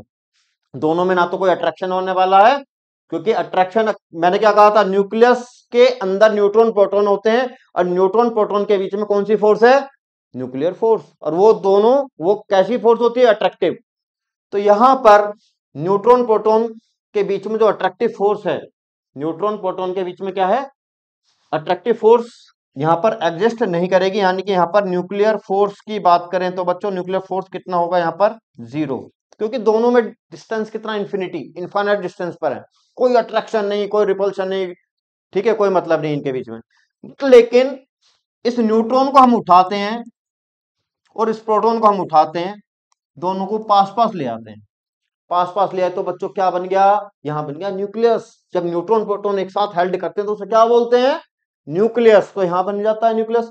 तो इस न्यूक्लियस का अगर हम मास निकालते हैं, और इन न्यूट्रॉन प्रोटॉन जब ये अलग थे, सेपरेट थे, रेस्ट में थे, इनफाइनाइट डिस्टेंस में थे, कोई इनके बीच में न्यूक्लियर फोर्स नहीं थी, उस समय अगर हम इनका मास निकालते हैं तो मास में क्या आ जाता है बच्चों? डिफरेंस आता है। क्या आता है? डिफरेंस आता है। इस न्यूक्लियस का मास, इस न्यूक्लियस का मास कम हो जाता है। क्या हो जाता है? कम हो जाता है। मोटा मोटा ये समझो भैया, हमने इन दोनों का मास, फॉर एग्जांपल, कि भैया 20 किलोग्राम था, एग्जांपल ले रहा हूं मैं, सिर्फ किलोग्राम में होता नहीं है, ठीक है, सॉरी, 20 किलोग्राम होगा नहीं, सिर्फ क्या है कि एग्जांपल है कि इन दोनों का मास मिला के 20 किलोग्राम है, और हम इन दोनों को पास ले आए तो क्या हो गया? न्यूक्लियस एडजस्ट करने लगे यहां पर, और उस न्यूक्लियस का मास आता है 19 किलोग्राम। तो भैया 1 किलोग्राम कहां गया? ये 1 किलोग्राम जो मास है, ये कहलाया क्या? Mass defect. क्या कहलाया ये? Mass defect. यानी कि न्यूक्लियस के मास में और इसके जो कॉन्स्टिट्यूएंट कौन कौन है? न्यूट्रॉन प्रोटॉन भाई। तो इनका मास अगर हम जोड़ के निकालें और इस न्यूक्लियस का मास अगर हम अलग अलग निकालते हैं तो भाई न्यूक्लियस का मास कम आता है। तो हुआ क्या? जो यहाँ का मास, जब हम इसको यहां लेकर आए तो कुछ मास एनर्जी में कन्वर्ट हो गया। किस में कन्वर्ट हो गया? एनर्जी में। तो एनर्जी क्या हो जाती है? वो रेडिएट होती है, और वही एनर्जी इनको क्या करके रखती है? बाइंड करके रखती है। क्या करके रखती है? बाइंड। और वही एनर्जी कहलाती है भाई बाइंडिंग एनर्जी। क्या कहलाती है वो? Binding energy. कंसेप्ट हुआ ना क्लियर? पक्का? कंटेंट बहुत बढ़िया मिलेगा, ठीक है, बस कंटिन्यू रखिए। आप लगातार पूरा वीडियो देखना। एक आध टॉपिक आ सकता है कि हाँ, कि आपको जो अच्छा ना लगे, बट लेकिन कंटेंट ऐसा मिलेगा कि आप भी कहोगे सर जी बहुत बढ़िया, मजा आ गया, ठीक है। वीडियो को आपको मन नहीं करेगा कि आप बीच में से कहीं स्किप करो, ठीक है। तो आते हैं टॉपिक पे। तो अगर हम बात करें मास डिफेक्ट, ठीक है बच्चों, मास डिफेक्ट डेल्टा एम। तो मास डिफेक्ट, न्यूक्लियस का मास क्या हो जाता है बच्चों? कम हो जाता है। इनका मास क्या होता है? ज्यादा होता है। अब इनका मास निकालते हैं भाई। प्रोटॉन कितने होंगे? प्रोटॉन किसके बराबर होते हैं? जेड के। तो जेड प्रोटॉन हो गए, और मल्टीप्लाई कर दिए एक प्रोटॉन के मास से, तो टोटल प्रोटॉन का क्या आ गया? मास आ गया। फिर न्यूट्रॉन का मास निकालते हैं, ठीक है जी, प्रोटॉन का आ गया, आ गया। न्यूट्रॉन का निकालते हैं। न्यूट्रॉन कितने होंगे किसी भी? ये तो मैंने सिर्फ एक एग्जांपल लिया भाई। किसी भी अगर हमें न्यूक्लियस में निकालने हैं कि कितने उसके अंदर, कितने उसके अंदर न्यूट्रॉन होंगे, तो हम क्या करते हैं? न्यूट्रॉन कहां से आएगा? एन इक्वल टू होता है बच्चों ए माइनस क्या? जेड। तो ए माइनस जेड, ये आ गया नंबर ऑफ न्यूट्रॉन्स, और न्यूट्रॉन्स का मास कितना हो गया? M N. तो ये तो मास आ गया किसका? इनका, जब ये इंफिनिटी डिस्टेंस पर एग्जिस्ट कर रहे थे, यानी कि इनके बीच में ना तो कोई अट्रैक्शन था, ना कोई न्यूक्लियर फोर्स थी, किसी तरह का कोई फोर्स यहां पर नहीं था। तो तब हमने इनका जब मास निकाला, वो मास ये आ गया, ठीक है। अब न्यूक्लियस का मास क्या हो जाता है? कम हो जाता है। तो उस न्यूक्लियस के मास को हम क्या कर देते हैं? इसमें से minus M into capital N, ठीक है। ध्यान रखना, स्मॉल एन मैंने यूज किया न्यूट्रॉन के मास के लिए। स्मॉल एन न्यूट्रॉन का मास, एमपी प्रोटॉन का मास, और कैपिटल एन किसका मास है? न्यूक्लियस का मास। मैं लिख देता हूं यहां पर, small N mass of neutron, और M capital N mass of nucleus. तो भैया छा जाओ, ठीक है, पढ़ाई करते रहो। और छा जाओ और दिखाओ कि हमें दम है, हम में भी, हम भी नहीं है किसी से कम। तो Z into mass of proton plus A minus Z mass of neutron minus mass of nuclear, that is called mass defect. ठीक है, मास डिफेक्ट क्लियर हो गया। अब बात करते हैं पैकिंग फ्रैक्शन। ठीक है, पैकिंग फ्रैक्शन क्या होता है भैया? न्यूक्लियस के अंदर बात करें तो क्या होते हैं बच्चों? न्यूट्रॉन प्लस प्रोटॉन, प्रोटॉन किसके बराबर? जेड के बराबर। और एन प्लस जेड मैंने आपको बताया था क्या होता है? ए, मास नंबर। ठीक है, क्या होता है? Mass number. तो टोटल टोटल कितने हैं इसके अंदर न्यूक्लियॉन्स? ए के बराबर। तो ए न्यूक्लियॉन्स की वजह से मास डिफेक्ट जो आता है ए न्यूक्लियॉन्स की वजह से, mass defect due to A nucleons की वजह से बच्चों मास डिफेक्ट यहां पर कितना आया? Delta M. ठीक है, देखो पीछे कितना आया था? डेल्टा एम, जितने भी इसके अंदर न्यूक्लियॉन्स है। अगर एक बच्चा कहता है जी सर मेरे को तो एक की वजह से बता दो, आपने तो पूरे न्यूक्लियॉन्स की वजह से बता दिया डेल्टा एम। अगर एक न्यूक्लियॉन्स की वजह से चाहिए mass defect due to one nucleon, अगर वन न्यूक्लियंस की वजह से आपको बच्चों चाहिए तो कितना हो जाएगा? डेल्टा एम बाई कितना? ए। तो यही बच्चों कहलाता है यहाँ पर पैकिंग फ्रैक्शन। और ये पैकिंग फ्रैक्शन स्टेबिलिटी भी बताता है। ठीक है, आप कहोगे जी कैसे भैया? इसका साइन आपको देखना, अगर पैकिंग फ्रैक्शन होता है कैसा? नेगेटिव, तो भैया न्यूक्लियस, तो न्यूक्लियस कैसा है? स्टेबल है। कैसा है? स्टेबल। अभी आप आगे भी जान जाओगे कि क्या मतलब है जी पैकिंग फ्रैक्शन नेगेटिव होने का। ठीक है, मैंने क्या कहा था यहां पर, जब आप इन न्यूट्रॉन को प्रोटॉन को लाके एक जगह ले आए तो इनका मास ज्यादा था, इसका मास कम हो गया, तो वहां पर कुछ एनर्जी क्या हुई? निकलेगी। क्योंकि मास कम हो गया तो मास किस में कन्वर्ट हुआ? एनर्जी में। तो मास की वजह से जो एनर्जी यहां पर आई वो इनको एक साथ बाइंड करके रख रही है, that is called binding energy. ठीक है, that is called binding energy. तो बच्चों अगर पैकिंग फ्रैक्शन यहां पर आता है क्या? पैकिंग फ्रैक्शन अगर आता है नेगेटिव तो न्यूक्लियस स्टेबल, और यहां पर पैकिंग फ्रैक्शन आ जाता है अगर बच्चों कैसा? पॉजिटिव, तो न्यूक्लियस रहेगा बच्चों अनस्टेबल। ठीक है, और एक बात और बोलूंगा कि अगर 22 200 मास नंबर वाले हैं, 22 200 मास नंबर वाले, ये ज्यादातर इनका स्टेबल होंगे, और ये ज्यादातर इनका जो है पैकिंग फ्रैक्शन क्या होगा? नेगेटिव रहेगा। और आप कहोगे सर पॉजिटिव वाले भी बता दो, जो 20 से बिलो है, जिनका मास नंबर लेस देन है 20 से कम, तो वो ज्यादातर उनके पैकिंग फ्रैक्शन पॉजिटिव आता है और न्यूक्लियस अनस्टेबल होता है। क्या होता है न्यूक्लियस उनका? अनस्टेबल। तो एक बात यहां से पकड़ गए, एक एक नंबर के क्वेश्चन स्टेबिलिटी अनस्टेबिलिटी से यहां से आ सकता है, और ये पूछ सकता है कि भैया मास नंबर 2 से 20 से 22 200 स्टेबल होते हैं अनस्टेबल। अब कहोगे स्टेबल क्यों होते हैं, ये जानेंगे बाइंडिंग एनर्जी से। ठीक है बच्चों, बाइंडिंग एनर्जी से ये नेगेटिव आएगा। ठीक है, पैकिंग फ्रैक्शन क्या आएगा? नेगेटिव। और नेगेटिव आप जान रहे हो बच्चों कब आएगा? जब न्यूक्लियस का मास क्या होगा? बताओ न्यूक्लियस का मास क्या होगा बच्चों? न्यूक्लियस का मास हो जाता है क्या? घट जाता है। ठीक है, जब न्यूक्लियस का मास, जितना न्यूक्लियस का मास है डिक्रीज होगा, न्यूक्लियस का मास अगर भाई आप यहां से लेके आए इसको, और इसका मास क्या हो गया? यहाँ पर न्यूक्लियस बना, मास घट गया, और मास घट गया तो किसमें कन्वर्ट हो गया? बाइंडिंग एनर्जी कहलाई वो। तो मास सोर्स है किसका? एनर्जी का। किसने कहा था? आइंस्टाइन ने कहा था। तो अगर बाइंडिंग एनर्जी इनके है तो इनको बाइंड करके रखा हुआ, बांध के रखा हुआ है, तो न्यूक्लियस क्या हो गया? स्टेबल भाई।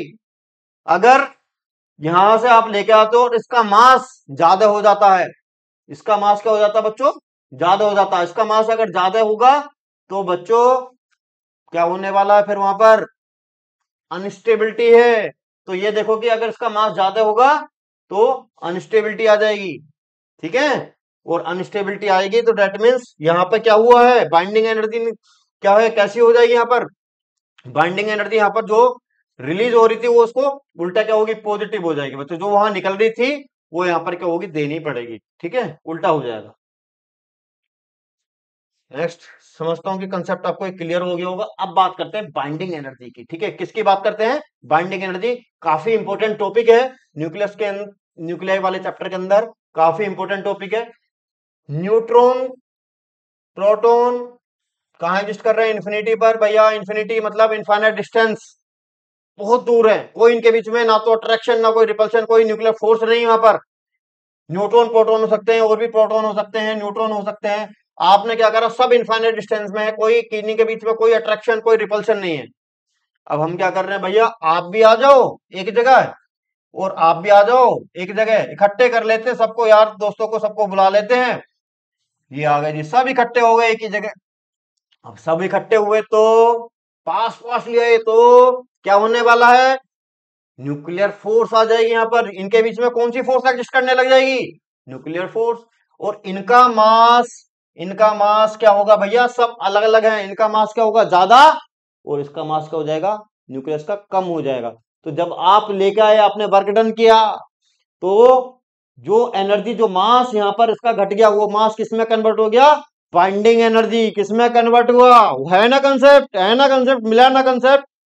तो भाई जब आप इनको लेके आए तो इनका मास कॉन्स्टिट्यूएंट का, न्यूट्रॉन प्रोटॉन्स का अलग अलग सेपरेट, जब ये रेस्ट में थे क्या था? क्या था? ज्यादा था कम था? ज्यादा। जब आप यहां ले आए तो न्यूक्लियस बन गया। क्यों बन गया? इनके बीच में अट्रैक्टिव फोर्स है, strongest attractive force nuclear force. तो उसका मास क्या हो गया? कम। ठीक है, और जो मास यहां पर घटा वो कन्वर्ट हो गया किसमें? एनर्जी में। ठीक है, तो बाइंडिंग एनर्जी क्या होती है? या फिर आप कह सकते हो, अब इनको क्या करके रखा है? बाइंड करके रखा हुआ, बांध के रखा हुआ है भैया। एक साथ बाइंड करके रखा। किसने रखा? Binding energy. यानी यहाँ पे क्या आ गई? एक न्यूक्लियर फोर्स आ गई, उसने बाइंड कर रखा है जब ये पास आ गए। तो जो हमने यहाँ पर अगर हमें इसको ब्रेक करना है, हमें वापस इसको तोड़ के इन्फिनिटी भेज देना है, उल्टा कर रहे हैं हम, तो हमें जो एनर्जी देनी पड़ेगी ना, वो किसके बराबर होगी? बताओ जल्दी बताओ, किसके बराबर होगी भाई? हम इसको पास लाते हैं, मास डिफेक्ट आ जाता है, मास डिफेक्ट की वजह से एनर्जी आ जाती है, और वो उनको क्या कर लेती है? बाइंड कर लेती है। अगर मैं उल्टा बोलूं कि भाई मेरे को उसे तोड़ना है, क्या करना है? इस न्यूक्लियस के अंदर जो न्यूट्रॉन प्रोटॉन्स एग्जिस्ट कर रहे हैं बच्चों, क्या करना है? इसको तोड़ देना है। और तोड़ के कहां भेज देना है इनको? इन्फिनिटी। यानी कहां भेज दो इसे? इनफाइनाइट डिस्टेंस पे भेज दो। क्यों भेज दो इनफाइनाइट डिस्टेंस पे भैया? अरे कहीं पास रह गए तो वापस न्यूक्लियर फोर्स क्या होगी? अट्रैक्टिव होती है। कहीं दोबारा से न्यूक्लियस ना बन जाए, तो इसका मतलब इसको तोड़ना है, ब्रेक करना, और कहां भेज देना? इन्फिनिटी। तोड़ने के लिए क्या देनी पड़ेगी भाई? एनर्जी देनी पड़ेगी। और वो एनर्जी किसके बराबर देनी पड़ेगी? जो इसके अंदर, जिस एनर्जी ने इसको बाइंड करके रखा हुआ था, इसका मतलब जो हम एनर्जी देंगे ना, वो किसके बराबर हो जाने वाली है? Binding energy. तो डेफिनेशन बनती है, it is the amount of energy required to break the 1 mole of nucleus, 1 mole of nucleus into constituent particle. और इनको कहां भेज दें? इन्फिनिटी, इनफाइनाइट डिस्टेंस पर, जिससे कहीं ऐसा ना हो कि पास पास आ गए तो दोबारा न्यूक्लियस ना बन जाए। तो it is the amount of energy required to break the 1 mole of nucleus into its constituent constituent क्या क्या बच्चों? न्यूक्लियस के क्या होते हैं? न्यूक्लियस में proton neutron, constituent proton and neutron, and separate them, इनको सेपरेट भी करना तो इन्फिनिटी। कहां तक कर देना है सेपरेट इनको? इनफाइनाइट डिस्टेंस पर। ठीक है बच्चों, जिससे कि ये वापस न्यूक्लियस ना बना पाए। और मैं समझता हूं अब सभी बच्चों को बाइंडिंग एनर्जी का कंसेप्ट क्लियर हुआ होगा ना? हुआ ना? ठीक है, चलिए आगे बात करते हैं बच्चों, बाइंडिंग एनर्जी पर न्यूक्लियन। पहले मैं इसका आपको फॉर्मूला बता देता हूं। बाइंडिंग एनर्जी किसकी वजह से आई? मास डिफेक्ट की वजह से। मैंने कहा भैया ये सब कहां थे? इनफाइनाइट डिस्टेंस पर। मास इनका क्या है? न्यूक्लियस से क्या है? ज्यादा है। आप लेके आए यहां, इकट्ठा कर देते हो इनको, तो इनका मास क्या हो गया? कम हो गया। जिसको कि हमने क्या बोला? न्यूक्लियस। उसका मास कम हुआ। तो मास किस में कन्वर्ट हुआ? जो कम हुआ, जो डिक्रीज हुआ, किस में कन्वर्ट हुआ? एनर्जी में। और उसी एनर्जी ने इनको क्या कर रखा? बाइंड कर रखा है। क्या कर रखा है? बाइंड कर रखा है, ठीक है। और अगर हमें इसे ब्रेक करना है तो उतनी एनर्जी हमें तो देनी पड़ेगी। तो जो हमें एनर्जी इसको देनी पड़ती है ब्रेक करने के लिए, और कहां भेज दें उसको? इन्फिनिटी भेज दें। तो वही एनर्जी क्या कहलाती है? बाइंडिंग एनर्जी, ठीक है। तो बाइंडिंग एनर्जी किसकी वजह से आई?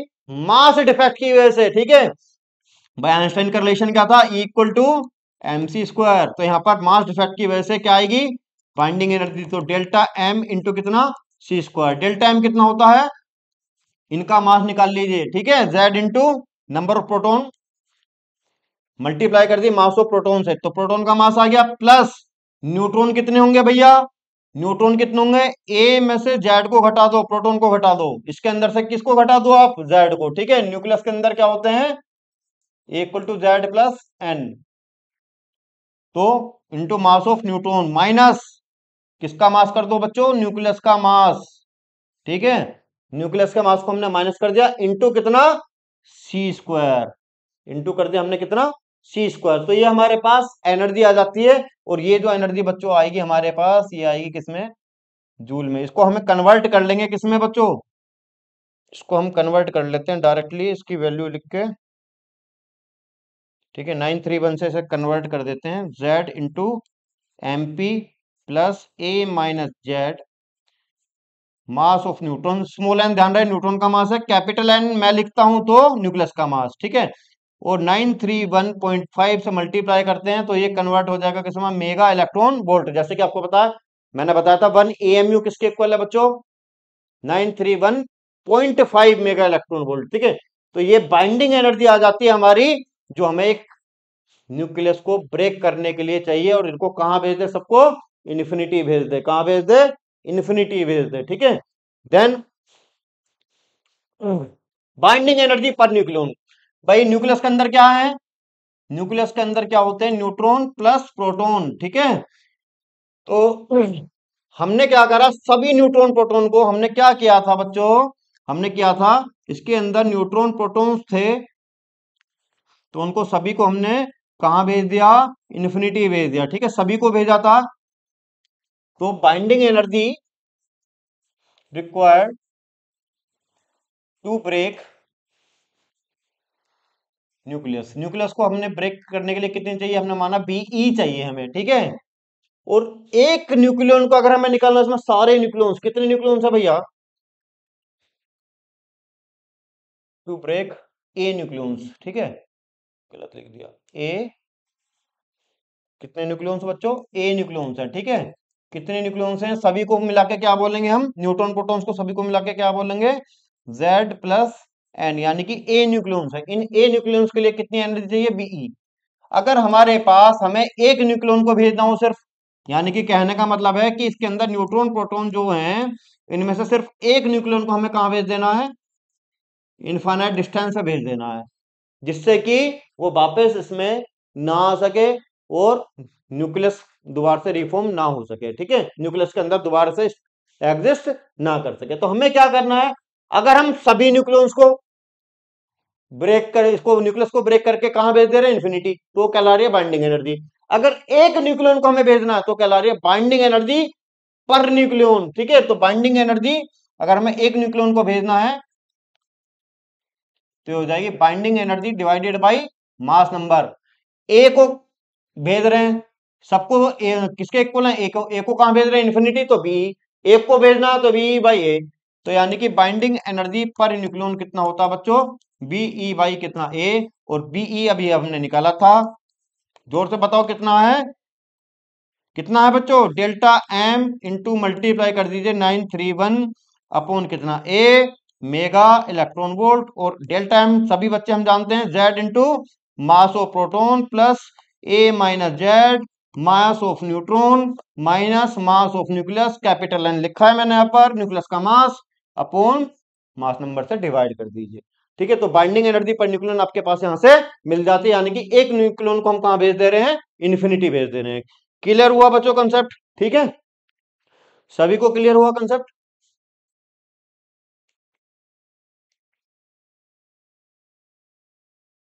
चलो नेक्स्ट टॉपिक लेते हैं। नेक्स्ट टॉपिक है बाइंडिंग एनर्जी कर्व और इट्स इंपॉर्टेंस। बहुत इंपॉर्टेंट कर्व है। और बाइंडिंग एनर्जी जैसा कि मैं आपको बता दूं भाई, स्टेबिलिटी भी बताती है। ठीक है, क्या बताती है? बाइंडिंग एनर्जी हमारी जो है स्टेबिलिटी भी बताती है, स्टेबिलिटी ऑफ न्यूक्लियस, कि भैया न्यूक्लियस कितना ज्यादा स्टेबल है। अब एक बात मैं आपसे बोलता हूं भाई, न्यूक्लियस के अंदर क्या है? न्यूट्रॉन प्रोटॉन्स हैं। क्या है इसके अंदर? न्यूट्रॉन प्रोटॉन्स हैं। अब मैंने क्या कहा था भैया कि बाइंडिंग एनर्जी की वजह से बाइंड हो है, ये सभी एक साथ क्या कर रहे हैं? अटैक कर रहे हैं। ये जो न्यूक्लियस एग्जिस्ट कर पा रहा है, बाइंडिंग एनर्जी की वजह से एग्जिस्ट कर पा रहा है। ठीक है, इनके बीच में क्या है? एक अट्रैक्टिव फोर्स है, न्यूक्लियर फोर्स है। और जब ये पास आए तो मास डिफेक्ट की वजह से इसके अंदर क्या आ गई? Binding energy. और मैंने कहा था जितनी एनर्जी हमें इसे ब्रेक करने के लिए देनी पड़ेगी, वो उसकी क्या कहलाएगी? बाइंडिंग एनर्जी कहलाएगी।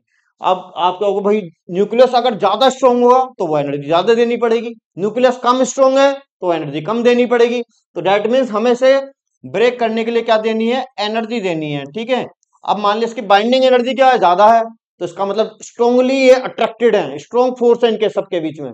और बाइंडिंग एनर्जी इनके बीच में कम है, तो इसका मतलब न्यूट्रॉन प्रोटॉन के बीच में अट्रैक्टिव फोर्स क्या हो गई? कम हो गई। तो भैया सीधा सीधा कंसेप्ट ये है कि बाइंडिंग एनर्जी स्टेबिलिटी बताती है किसकी? न्यूक्लियस की। वो कैसे बता रही है? कि अगर हमें इसे ब्रेक करने के लिए ज्यादा एनर्जी चाहिए तो डेट मीन्स वहां बाइंडिंग एनर्जी क्या है? ज्यादा है। अगर हमें उसे ब्रेक करने के लिए कम एनर्जी देनी पड़ रही है तो वहां बाइंडिंग एनर्जी क्या है? कम। तो सीधा सीधा कंसेप्ट बच्चों क्या बनता है? More the binding energy per nucleon, more will be stability, more will be the stability of nucleus. जोर से बोलो, more will be the stability of nucleus. ठीक है, कैसा लगा? मिल रहा है कंटेंट बढ़िया? नहीं, नींद तो नहीं आ रही? क्यों बच्चों, नींद तो नहीं आ रही ना? कंटेंट मिलता है बढ़िया, नहीं मिलता? बिल्कुल मिलेगा। ऐसा कंटेंट दूंगा कि आप पक्का जो है याद करोगे कि हाँ भाई सचिन सर को बिल्कुल आप जो है थम्स अप करोगे। ठीक है बच्चों, तो बाइंडिंग एनर्जी का यहाँ पे मैंने आपको बताया कि भाई इसको ब्रेक करने के लिए जितनी ज्यादा एनर्जी देनी पड़ रही है उतना ज्यादा न्यूक्लियस क्या हो गया? स्टेबल हो गया। और जो हम एनर्जी से ब्रेक करने के लिए देते हैं वही क्या कहलाती है? Binding energy. और एक न्यूक्लियन को अगर निकालना है तो वो कहलाएगी बाइंडिंग एनर्जी पर न्यूक्लियन। ठीक है, इतनी बात क्लियर हो गई। बात करनी है इस कर्व की। इस कर्व की क्या इंपॉर्टेंस है? इस कर्व की इंपॉर्टेंस मैं आपको बता दूं भाई। इस कर्व की इंपॉर्टेंस है किसमें? न्यूक्लियर फिशन और न्यूक्लियर फ्यूजन। अब कहोगे जी सर ये तो हमने पढ़े हैं। कहाँ पढ़े हैं? क्लास 10th में पढ़ के आते हैं जी। फिशन मतलब बड़े न्यूक्लियस का दो छोटे न्यूक्लियस में ब्रेक हो जाना। फ्यूजन दो छोटी न्यूक्लियाई फ्यूज होके एक साथ, फ्यूज होके एक बड़ा न्यूक्लियस बन जाना, कहलाता है क्या? फ्यूजन। फिशन बड़ा न्यूक्लियस तो छोटे छोटे न्यूक्लियस में क्या हो गया? ब्रेक हो गया। यानी एक बड़ा न्यूक्लियस, यानी कि एक बड़ा न्यूक्लियस क्या हुआ? बड़ा न्यूक्लियस है एक, दो छोटे न्यूक्लियस में क्या हो गया? ब्रेक। यहां दो छोटे न्यूक्लियस मिलके एक बड़ा न्यूक्लियस बना देते हैं, इसको बोलते हैं क्या बच्चों? फ्यूजन। ठीक है, तो मैंने पिक्चराइजेशन किया वैसे तो इसके प्रॉपर क्या है? रिएक्शंस हैं। ठीक है, रिएक्शंस होती हैं। अब जानते हैं यहाँ पर आप बाई एक्सिस पे कभी भी कोई ग्राफ देखते हो तो पहले देखोगे बाई एक्सिस पे क्या है। यहाँ बाइंडिंग एनर्जी पर न्यूक्लियन है मेगा इलेक्ट्रॉन वोल्ट में। ठीक है बच्चों, binding energy per nucleon mega electron volt. यहाँ चल रहा है आपका क्या? Mass number 0, 50, 100, 150, 200, 250। अब बात आती है, आप यहाँ जो कर्व देख रहे हो ये 1h2, 1s3, फिर यहाँ पर ऊपर आ जाता है टॉप में, यहाँ पर जो है ये हीलियम है। ठीक है बच्चों, यहाँ टॉप में जो है वो क्या है? Helium 2He4। तो आप देख रहे हो यहाँ पे हीलियम की बाइंडिंग एनर्जी क्या है? ज्यादा है। लिथियम की फिर एकदम से कम हो गई, तो लिथियम की कम हो गई तो दैट मीन्स उसकी बाइंडिंग एनर्जी कम हुई, तो स्टेबिलिटी क्या हो गई? इसकी कम हो गई। ठीक है, फिर आप देखोगे तो ऊपर कार्बन C612, ये कार्बन C612 इसकी बाइंडिंग एनर्जी क्या हो जा रही है? बढ़ जा रही है। तो उसका मतलब इसकी बाइंडिंग एनर्जी पर न्यूक्लियन ज्यादा है, तो ये ज्यादा स्टेबल हो गया। इसकी फिर नाइट्रोजन 714 की बाइंडिंग एनर्जी घट गई है, तो डेट मीन्स उसकी बाइंडिंग एनर्जी कम होने का रीजन क्या है? कि भैया ये कम स्टेबल है। बात आती है जिनकी बाइंडिंग एनर्जी पर न्यूक्लियन कम है और जो लाइट न्यूक्लियाई है, जिनकी बाइंडिंग एनर्जी पर न्यूक्लियन कम है और जो लाइट न्यूक्लियाई है, लाइट न्यूक्लियाई जो है, तो लाइट न्यूक्लियाई है बच्चों, और जिनका बाइंडिंग एनर्जी पर न्यूक्लियन क्या है? स्मॉल है, उनका क्या होगा? उनका यहां पर होगा फ्यूजन। ठीक है, और जब वो फ्यूज होंगी जैसे 1H2 फ्यूज होके क्या बनाता है, हीलियम। 1H2, जैसे कि 1H2 यहाँ पर 1H2 प्लस 1H2 यहाँ पर क्या बना देता है, हीलियम बना देता है। ठीक है, हीलियम बना देता, और प्लस क्या निकलती है बच्चों, क्यू एनर्जी।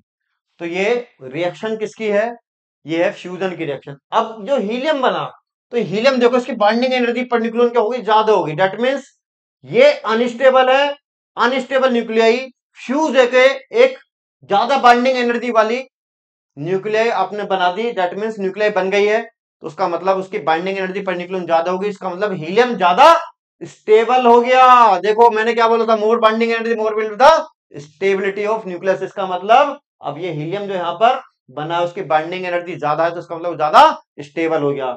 तो बाइंडिंग एनर्जी का यही कहता भाई, लाइट न्यूक्लियाई का फ्यूजन होगा और फ्यूज होकर वो एक स्टेबल न्यूक्लियाई बनाएंगे, उनकी बाइंडिंग एनर्जी क्या हो जाएगी, ज्यादा हो जाएगी। ठीक है, देन फिर आप यहां देखोगे भैया सब में टॉप में कौन बैठे हैं भाई साहब, कौन भाई साहब बैठे हैं, आयरन। कौन है, आयरन बाबा है, आयरन। तो उसका मतलब इनकी बाइंडिंग एनर्जी भाई साहब की सबसे ज्यादा है, तो ये मोस्ट स्टेबल है। तो ये क्या है भैया, ये क्या हो गया, मोस्ट स्टेबल एलिमेंट हो गया according to the binding energy per nucleon.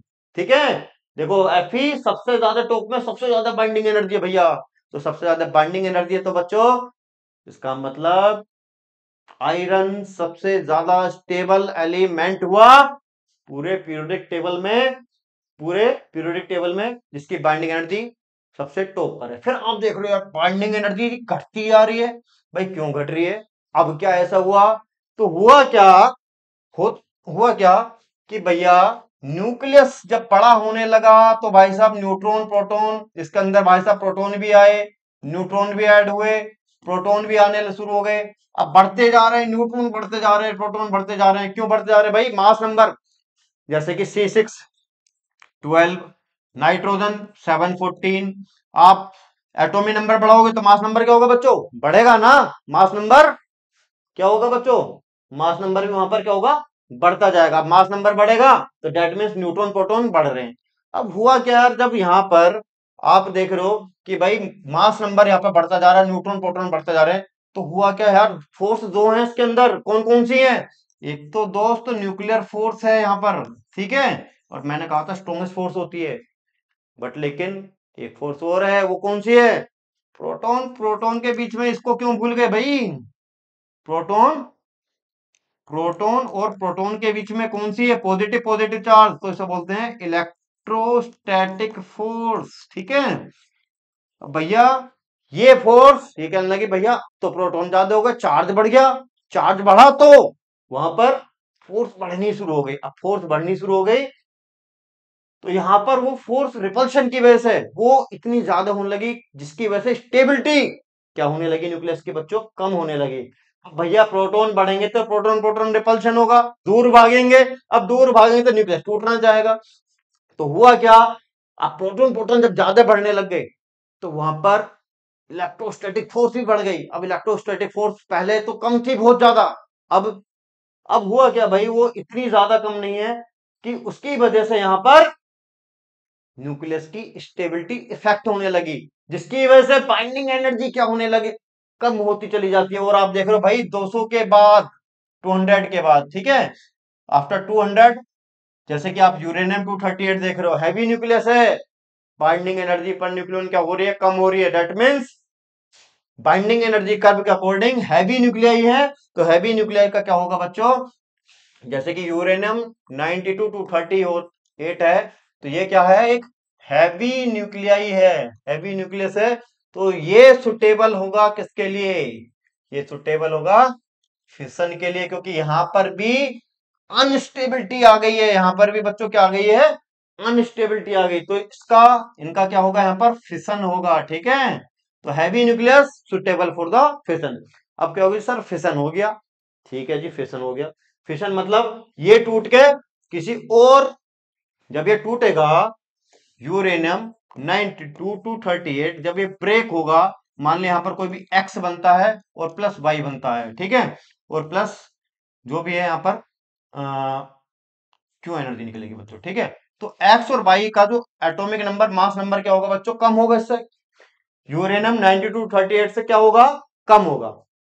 ठीक है जी, कम होता है, पूछते हैं पीछे ग्राफ में देखते हैं। जब इसका मास नंबर कम होगा तो आप देख रहे हो कि भैया बाइंडिंग एनर्जी पीछे तो बढ़ रही है, इसका मतलब यहां पर बाइंडिंग एनर्जी क्या कर रही है, इंक्रीज। तो डेट मीन्स एक बात क्लियर हो जाती है, इसका मतलब इसकी बाइंडिंग एनर्जी मोर होगी, ज्यादा होगी किससे भैया, मोर देन किससे बच्चों, किससे ज्यादा होगी, किससे ज्यादा होगी, यूरेनियम से। यूरेनियम 92 टू 38 से क्या होने वाली है, ज्यादा होने वाली है।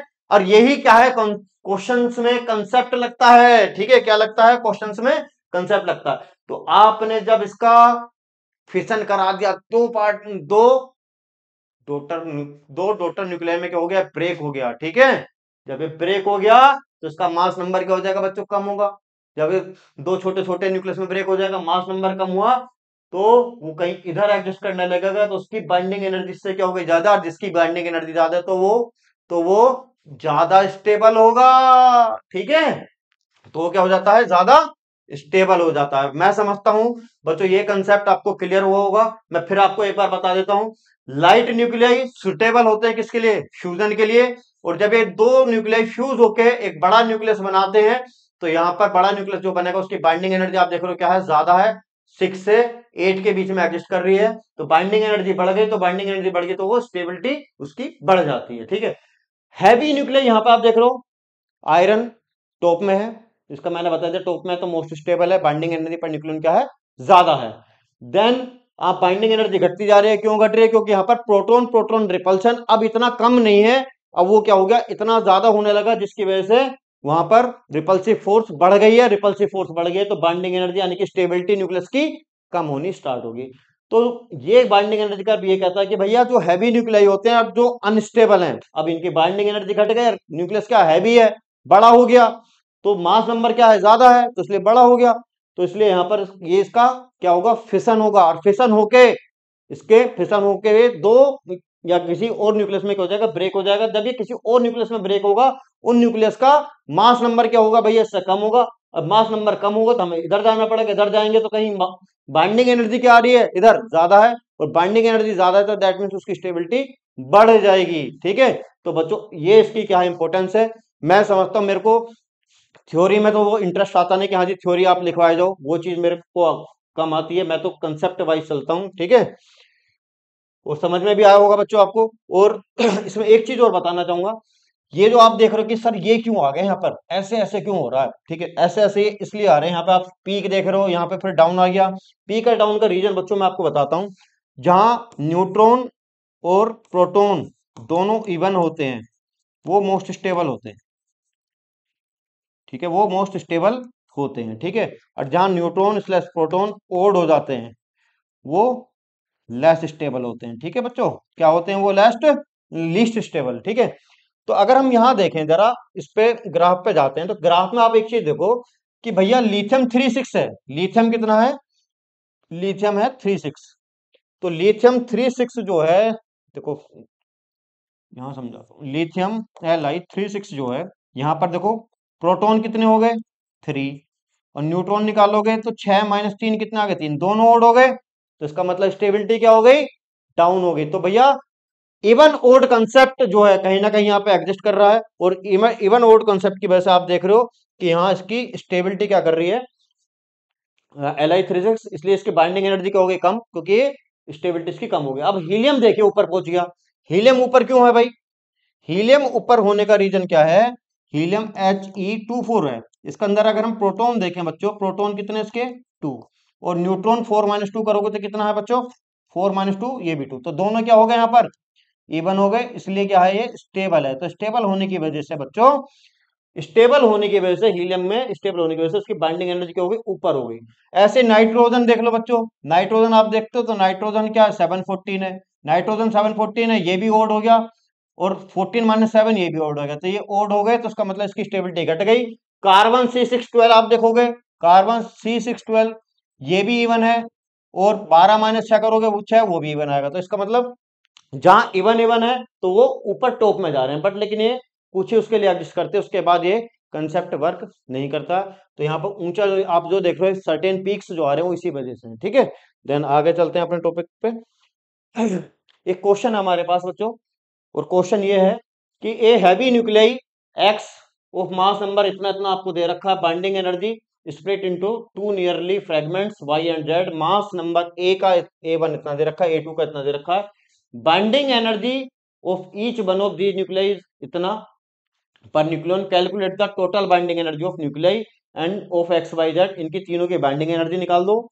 हैंस द एनर्जी क्यों release per fission in MeV, आपको क्यों जो एनर्जी रिलीज हुई है वो भी आपको यहाँ पर निकाल के बतानी है, ठीक है। चलो बाइंडिंग एनर्जी हम निकालते हैं। पहले तो क्या कह रहा है, ये कह रहा है कि बच्चों एक्स जो है, यानी कि जो एक्स है जिसमें मास नंबर कितना 240 है ये, एंड बाइंडिंग एनर्जी इसकी आपको दे रखी है 7.6 MeV, और ये बाइंडिंग एनर्जी बच्चों पर न्यूक्लियन है, ठीक है। और बाई इज नियरली फ्रेगमेंट्स, ठीक है। ये स्प्लिट हो जाता है, किसमें स्प्लिट हो जाता है, नियरली टू फ्रेगमेंट, एक तो वाई फ्रेगमेंट में स्प्लिट हुआ और एक किसमें हुआ, जेड में। और वाई का जो मास नंबर है वो कितना दे रखा है आपको 110, और जेड का मास नंबर दे रखा है आपको 130, ठीक है बच्चों। जेड का हमें दे रखा कितना 130, the binding energy of each one of this nuclei is 8.5,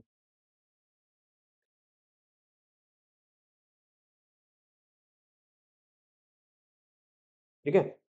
और यहाँ पर साथ में क्यू एनर्जी निकलती है। तो बच्चों सबसे पहले तो इसकी बाइंडिंग एनर्जी पर न्यूक्लियन इसकी कितनी दे रखी है हमें, इसकी हमें दी हुई है यहाँ पर बाइंडिंग एनर्जी 7.6 हमें एक्स की मिल गई। Then binding energy each one of this fragment is 8.5, इसकी 8.5 MeV, each one of this fragment 8.5 per nucleon. Binding energy तीनों की हमें बाइंडिंग एनर्जी निकाल देनी है, ठीक है। A1 A2 मास नंबर दे दिया हर एक के, इसकी भी कितनी है 8.5 MeV। तो आपको क्या करना है भैया, पर न्यूक्लियन दे रखी है, टोटल कितने न्यूक्लियंस हैं 240, तो इसकी बाइंडिंग एनर्जी अगर हमें निकालनी है तो आपको क्या कर देना 7.6 इंटू मल्टीप्लाई कर दो 240, टोटल न्यूक्लियन कितने 240, तो इसकी बाइंडिंग एनर्जी आ जाएगी। वाई वाले की आपको निकालनी है बाइंडिंग एनर्जी, तो भैया कितनी दे रखी है 8.5, टोटल न्यूक्लियंस कितने हैं 110, मल्टीप्लाई कर दी 110 से तो यहाँ इसकी आ जाएगी, ठीक है बच्चों। ऐसे ही जेड की बाइंडिंग एनर्जी आपको निकालनी है, तो इसकी बाइंडिंग एनर्जी कैसे निकलेगी, कितनी दे रखी है क्वेश्चन में 8.5, और आप मल्टीप्लाई कर दिए टोटल न्यूक्लियंस कितने हैं बच्चों 130, तो आपको टोटल बाइंडिंग एनर्जी यहां पर इसकी मिल जाती है, एक्स की, वाई की, जेड की। अब क्वेश्चन क्या कहता है भैया कि यहाँ पर तीनों की आपने निकला, हैंस द एनर्जी क्यों रिलीज्ड पर फिशन, आप ये और बता दीजिए हर एक फिशन में कितनी एनर्जी है, जो क्यों है ना ये कितनी एनर्जी यहाँ पर रिलीज हो रही है, ये वाली एनर्जी बतानी है, ठीक है। अब एक बात जानने की भाई ये क्या हुआ, यहाँ पर क्या हुआ, फिशन हुआ, क्या हुआ यहाँ पर फिशन हुआ। अब फिशन हुआ, फिशन होने के बाद थोड़ा सा जरा पीछे पहुंचते हैं। जब फिशन हुआ तो हैवी न्यूक्लियस टूट के दो छोटे न्यूक्लियस में क्या हो गया, ब्रेक हो गया। अब जो दो छोटे न्यूक्लियस में ब्रेक होगा उनकी बाइंडिंग एनर्जी पर, बाइंडिंग एनर्जी क्या होगी बच्चों, उनकी ज्यादा होगी, क्योंकि ये नीचे आ रहा है, ये क्या है इधर क्या आएगा ऊपर आएगा, तो यानी कि बाइंडिंग एनर्जी उनकी क्या हो जानी है, ज्यादा हो जानी है। डेट मीन्स इन दोनों की बाइंडिंग एनर्जी ज्यादा होगी और इसकी क्या होगी, कम होगी। तो इन दोनों की बाइंडिंग एनर्जी आप ऐड कीजिए, यानी कि क्यू एनर्जी आपको जो निकालनी है, बाई और जेड की बाइंडिंग एनर्जी आप ऐड कीजिए। बाइंडिंग एनर्जी किसकी बच्चों, बाई की प्लस बाइंडिंग एनर्जी जेड की, ठीक है। इन दोनों की निकाल के माइनस कर दीजिए किसकी बच्चों, एक्स की, बाइंडिंग एनर्जी एक्स की, तो आपको क्यू एनर्जी यहां पर निकल जाएगी, ठीक है। समझ में आया। तो बाइंडिंग एनर्जी पे देखो इस तरह का भी क्वेश्चन है। देन आगे चलते हैं। तो बाइंडिंग एनर्जी आपने जो यहां पर निकाली इक्वल टू, कैसे निकाली आपने क्या करा, देखो एक्स वाई प्लस जेड, क्या था इक्वेशन, एक्स जो है वाई में और जेड में ब्रेक हो गया, प्लस क्या निकली बच्चों यहाँ पर क्यू एनर्जी निकली, ठीक है। 240 110 130, इसका मास नंबर 240 110 और 130, और आप देखिएगा ये इक्वल आना चाहिए मास नंबर। तो ये मास नंबर कम हो गया, इसका मास नंबर कम हो गया, और जब कम हो रहा है अनस्टेबल था, स्टेबिलिटी की तरफ बढ़ा, तो स्टेबिलिटी की तरफ बढ़ेगा तो स्टेबल जो होते हैं उनकी बाइंडिंग एनर्जी क्या होती है, ज्यादा होती है, यानी कि वाई और जेड की बाइंडिंग एनर्जी क्या होने वाली है, ज्यादा। तो आप क्या करोगे, तो यहाँ पर बाइंडिंग एनर्जी किसके लिए हमने जैसे कि पीछे बताया, वाई की प्लस बाइंडिंग एनर्जी किसकी बच्चों, जेड की, माइनस कर दो बाइंडिंग एनर्जी किसकी, एक्स की। तो आपको यहाँ पर जो बाइंडिंग एनर्जी आपने निकाली है उनकी, तो यहाँ पर आपको binding energy that means Q energy निकल जाएगी। यहाँ पर हमें बाइंडिंग एनर्जी नहीं, ये निकलेगी बच्चों क्या, क्यू एनर्जी। सॉरी हमने गलत कर दिया। यहाँ पर ये हमें जो मिलेगी वो मिलेगी कौन सी एनर्जी, ये वाली क्यू एनर्जी। ठीक है, ये वाली क्यू एनर्जी, ये भी हमने गलत लिखा, हाँ क्यू एनर्जी। ठीक है, तो ये हमें क्यू एनर्जी यहाँ पर मिल जाएगी। तो क्यू एनर्जी आपको यहाँ पर इस तरीके से आप निकाल सकते हो। ठीक है, देन बाइंडिंग एनर्जी से क्यू एनर्जी निकालना सीख गए। एक क्वेश्चन और है, यहाँ पर वाई, एक्स और अल्फा पार्टिकल्स में क्या हो रहा है बच्चों, ब्रेक हो रहा है, और क्यू एनर्जी यहाँ पर क्या हो रही है, निकल रही है। अल्फा का आपको मास दे रखा है। ठीक है, binding energy of parent and daughter, parent तो ये कहलाएगा और डॉटर ये हो जाते हैं। ठीक है जी, न्यूक्लियाई इतनी दे रखी है हमें, पेरेंट्स और डॉटर न्यूक्लियाई की, और binding energy per nucleon alpha की दे रखी है। तो वाई की बाइंडिंग एनर्जी पर न्यूक्लियन आपको दे रखी है, तो बाइंडिंग एनर्जी पहले तो आप निकाल दो बच्चों किसकी, वाई की। बाइंडिंग एनर्जी वाई की निकालोगे, पर न्यूक्लियन हमें दी हुई है। ठीक है, ध्यान से पढ़ना, क्या दे रखी है, पर न्यूक्लियन। तो एक न्यूक्लियन के टोटल न्यूक्लियन कितने हैं, 235। तो 235 से बच्चों क्या हम क्या कर दोगे, मल्टीप्लाई इसकी बाइंडिंग एनर्जी पर न्यूक्लियन से, कितनी है 7.8।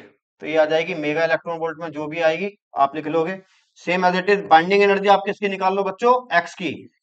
और एक्स की यानी कि इसका जो डॉटर न्यूक्लिया, ये कहलाएगी डॉटर न्यूक्लिया, ये कहलाएगी पेरेंट।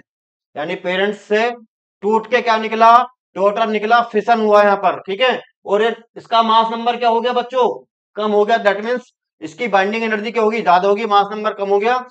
बाइंडिंग एनर्जी यानी कि स्टेबिलिटी की तरफ ये बढ़ गया। कितना मास नंबर है, 231। कितनी बाइंडिंग एनर्जी है, 7.835। और देखिए देखो, इसकी कम है, इसकी क्या है, ज्यादा। और पॉइंट्स को राउंड ऑफ नहीं करना। ठीक है, तो एक्स की मिल गई। अल्फा की हमें बाइंडिंग एनर्जी पर न्यूक्लियन दे रखी है, तो इसकी अल्फा की भी आप निकाल लोगे। अल्फा की कितनी है हमारे पास, कितनी है बाइंडिंग एनर्जी पर न्यूक्लियन, इतनी है। ठीक है, टोटल न्यूक्लियंस कितने हैं इसके अंदर, अल्फा क्या होता है बच्चों 2He4, टोटल न्यूक्लियंस कितने हैं 4। तो 4 न्यूक्लियंस है यहाँ पर, टोटल न्यूक्लियंस है यहाँ पर कितने, 4। और 4 से आप मल्टीप्लाई कर दीजिए इंटू कितना, 7.07, ये भी मेगा इलेक्ट्रॉन वोल्ट में आ जाएगी। तो इनकी बाइंडिंग एनर्जी ज्यादा है, इसकी क्या होगी, कम होगी। तो आप क्यू एनर्जी जब आप निकालोगे बच्चों, क्यू एनर्जी ये होगी कितनी, binding energy of, binding energy किसकी बच्चों, एक्स की, प्लस कर लीजिए बाइंडिंग एनर्जी किसकी, अल्फा पार्टिकल की, माइनस बाइंडिंग एनर्जी आप कर दीजिए किसकी बच्चों, वाई की। तो हमें जो है ये क्यू एनर्जी मिल जाएगी। अब क्वेश्चन में बोला जाता है यार कि आपको ये जो क्यू एनर्जी है, ये आपको उसकी जो है ये किसी के साथ शेयर नहीं की गई, ये अल्फा पार्टिकल की, अल्फा पार्टिकल के पास है, ये किसी और के साथ शेयर नहीं की गई। तो उसमें पूछा जाता है कि आप वेलोसिटी निकालिए। ठीक है, क्या निकालिए आप, वेलोसिटी निकालिए इस अल्फा पार्टिकल की, जो अल्फा पार्टिकल यहाँ पे चल रहा है। तो डेट मीन्स जो क्यू एनर्जी हमारे पास यहां से आएगी उसको आप यहां रख दोगे। ठीक है, और क्यू एनर्जी जो थी हमारी किसमें शेयर हो गई, काइनेटिक एनर्जी में, यानी कि 1/2 mv² इक्वल टू हो जाएगा क्यू एनर्जी। मास अल्फा का आपको दे रखा है, तो यहाँ पे अल्फा का मास रख दोगे यहाँ पर। ठीक है, क्यू एनर्जी हमारे पास यहां से निकल के आ जाएगी, इस क्यू एनर्जी को यहाँ रख दोगे, तो यहाँ से वेलोसिटी आप निकाल लोगे, जो कि आएगी कितना बच्चों, 2q/m mass of alpha particle. और वेलोसिटी आप निकालोगे तो √2q बच्चों m। ठीक है, समझ में आया।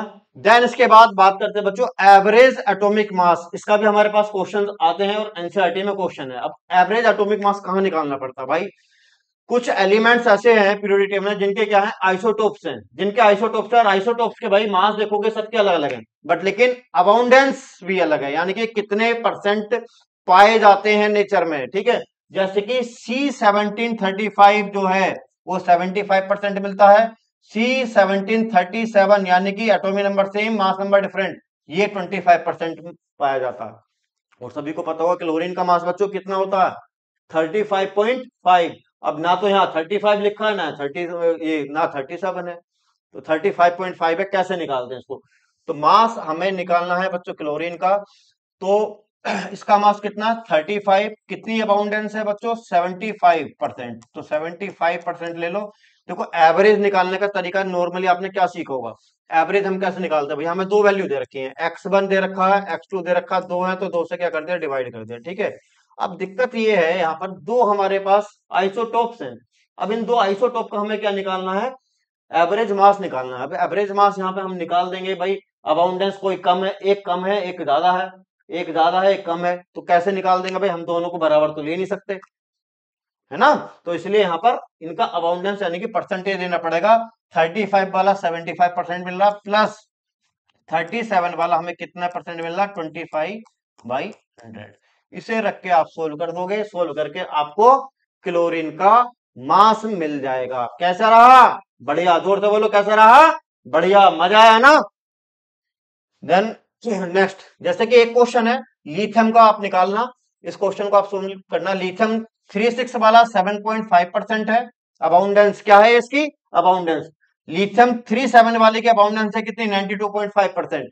और आपसे बोला जाता है बच्चों कि लिथियम का एवरेज एटॉमिक मास बता दो जी, कितना है एवरेज मास बता दीजिए। तो आप क्या करोगे, वही है कि मास हमें निकालना है जी लिथियम का, तो आप ये 6 वाला कितने परसेंट मिल रहा है, 7.5, ठीक है, प्लस 7 वाला कितना मिल रहा है, 92.5 डिवाइड बाई 100, हमने परसेंटेज निकाल लिया, ऐसा सोल्व कर देना, आपका मास आ जाएगा किसका, लिथियम का। एक क्वेश्चन इसमें और चेंज करके आ जाता कि हो सकता है कि आपको ये मास दे दे भाई हमें, जैसे कि ये वाला मास है, जैसे कि इस क्वेश्चन में आप देखते हैं ये वाला बोरोन वाला मास है, बोरोन वाला क्वेश्चन है, इसमें आपको दो आइसोटोप दे रखे हैं, एक 511 है, एक 510 है, दोनों के मास भी दे रखे हैं जी, ठीक है, दे रखे हैं। एटॉमिक वेट दे रखा है बट लेकिन अबाउंडेंस नहीं है। इसमें आपको क्या निकालनी है, अबाउंडेंस निकालने की, भैया कितने कितने परसेंट दोनों मिलते हैं, ये कितने परसेंट मिल रहा है और ये वाला नेचर में कितने परसेंट अवेलेबल है। कि अगर हम इन्हें नेचर से लेते हैं, यानी कि अगर हम इन्हें कहीं से भी निकालते हैं, तो ये वाला अर्थ पर कितने परसेंट अवेलेबल है, ये वाला कितने परसेंट अवेलेबल है, यानी कि अबाउंडेंस पूछी गई है। तो क्वेश्चन हो गया उल्टा, पहले में अबाउंडेंस दी हुई थी, यहाँ अबाउंडेंस निकालने, तो आपको सिर्फ क्या कर लेना भैया, ये हमें गिवन है, इसका मतलब ये वैल्यू हमें गिवन है, मास बोरोन का हमें गिवन है, और ये हमें जो है कितना परसेंट है बच्चों, तो ये वैल्यू हमें दे रखे 10.01294। एक की अबाउंडेंस एक्स मान लीजिए, दूसरे की क्या मान लोगे बच्चों, सॉरी, एक की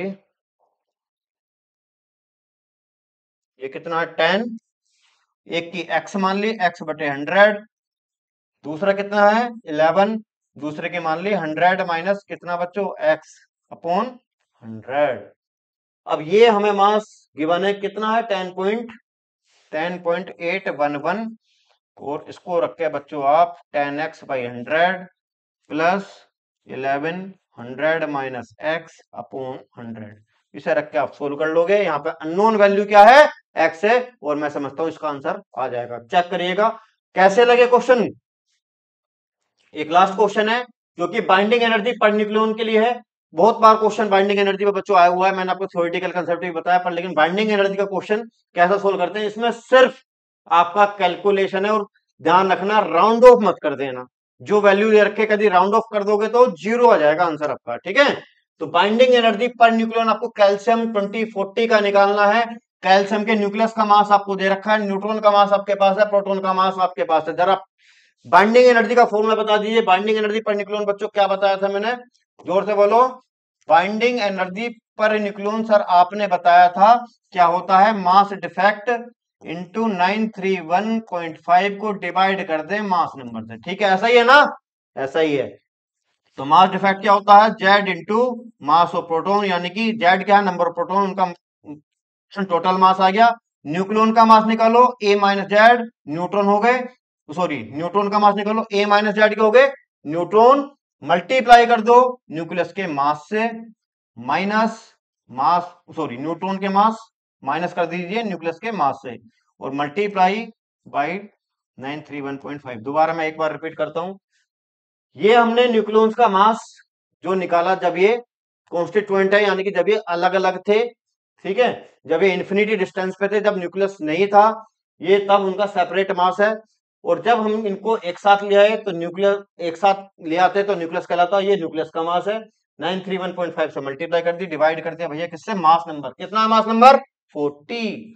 अब यहाँ पर जेड निकालो भैया, जेड कितना है इसका 20, मास नंबर यहाँ पे कितना है 40, तो 20 into mass of proton given है कितना 1.00785, ठीक है, प्लस ए माइनस जेड, ए रहा, जेड ए रहा, 40 माइनस 20 कितना आता है 20 आता है जी, इंटू मास ऑफ न्यूट्रॉन कितना है 1.00865, ठीक है, और इसको वन मत लिख देना, राउंड ऑफ मत कर देना, ठीक है, क्योंकि मास डिफेक्ट बहुत छोटा सा है, बहुत छोटी सी वैल्यू है, और उसी की वजह से बहुत लार्ज अमाउंट ऑफ एनर्जी वहां पर एग्जिस्ट कर जाती है बच्चों, है ना, क्योंकि मास सोर्स होता है किसका, एनर्जी का, और उसी मास की वजह से ये एनर्जी एग्जिस्ट कर रही है, बाइंडिंग एनर्जी। तो न्यूक्लियस का मास, यानी कि ये न्यूक्लियस का मास आपको गिवन है, कितना गिवन है 39.962589 और इसकी मल्टीप्लाई आपको कर देनी है 931.5 और डिवाइड कर देना बच्चों किससे, मास नंबर जो कि कितना 40, और जो भी यहाँ पर आपको वैल्यू मिलेगी, जो भी यहाँ पर जो आएगा वो वैल्यू मिलेगी मेगा इलेक्ट्रॉन वोल्ट में, ठीक है, क्योंकि आपको बाइंडिंग एनर्जी निकालनी थी और वो भी किसमें हमने निकाली, मेगा इलेक्ट्रॉन वोल्ट। मैं समझता हूँ कि सारे कंसेप्ट आपको इसमें जो है मैंने दिए हैं, कोशिश की है कि सारा जो है आपको मटेरियल इसमें मिल जाए। बाकी लाइव क्लासेस जब भी होंगे उसमें कुछ और नया मटेरियल, हम कुछ और नए क्वेश्चन से लेके आएंगे, और अगर आपको मटेरियल कंटेंट अच्छा लगे तो बच्चों और और बच्चों को भी शेयर कर दीजिएगा, किसी और का भी जो है कुछ भला हो जाए, हमारी तरफ से यही चाहते हैं कि कंटेंट बेटर मिले और आप इस कंटेंट को सच्चे में एंजॉय करें, यही चाहता हूं मैं बस, ठीक है, थैंक यू।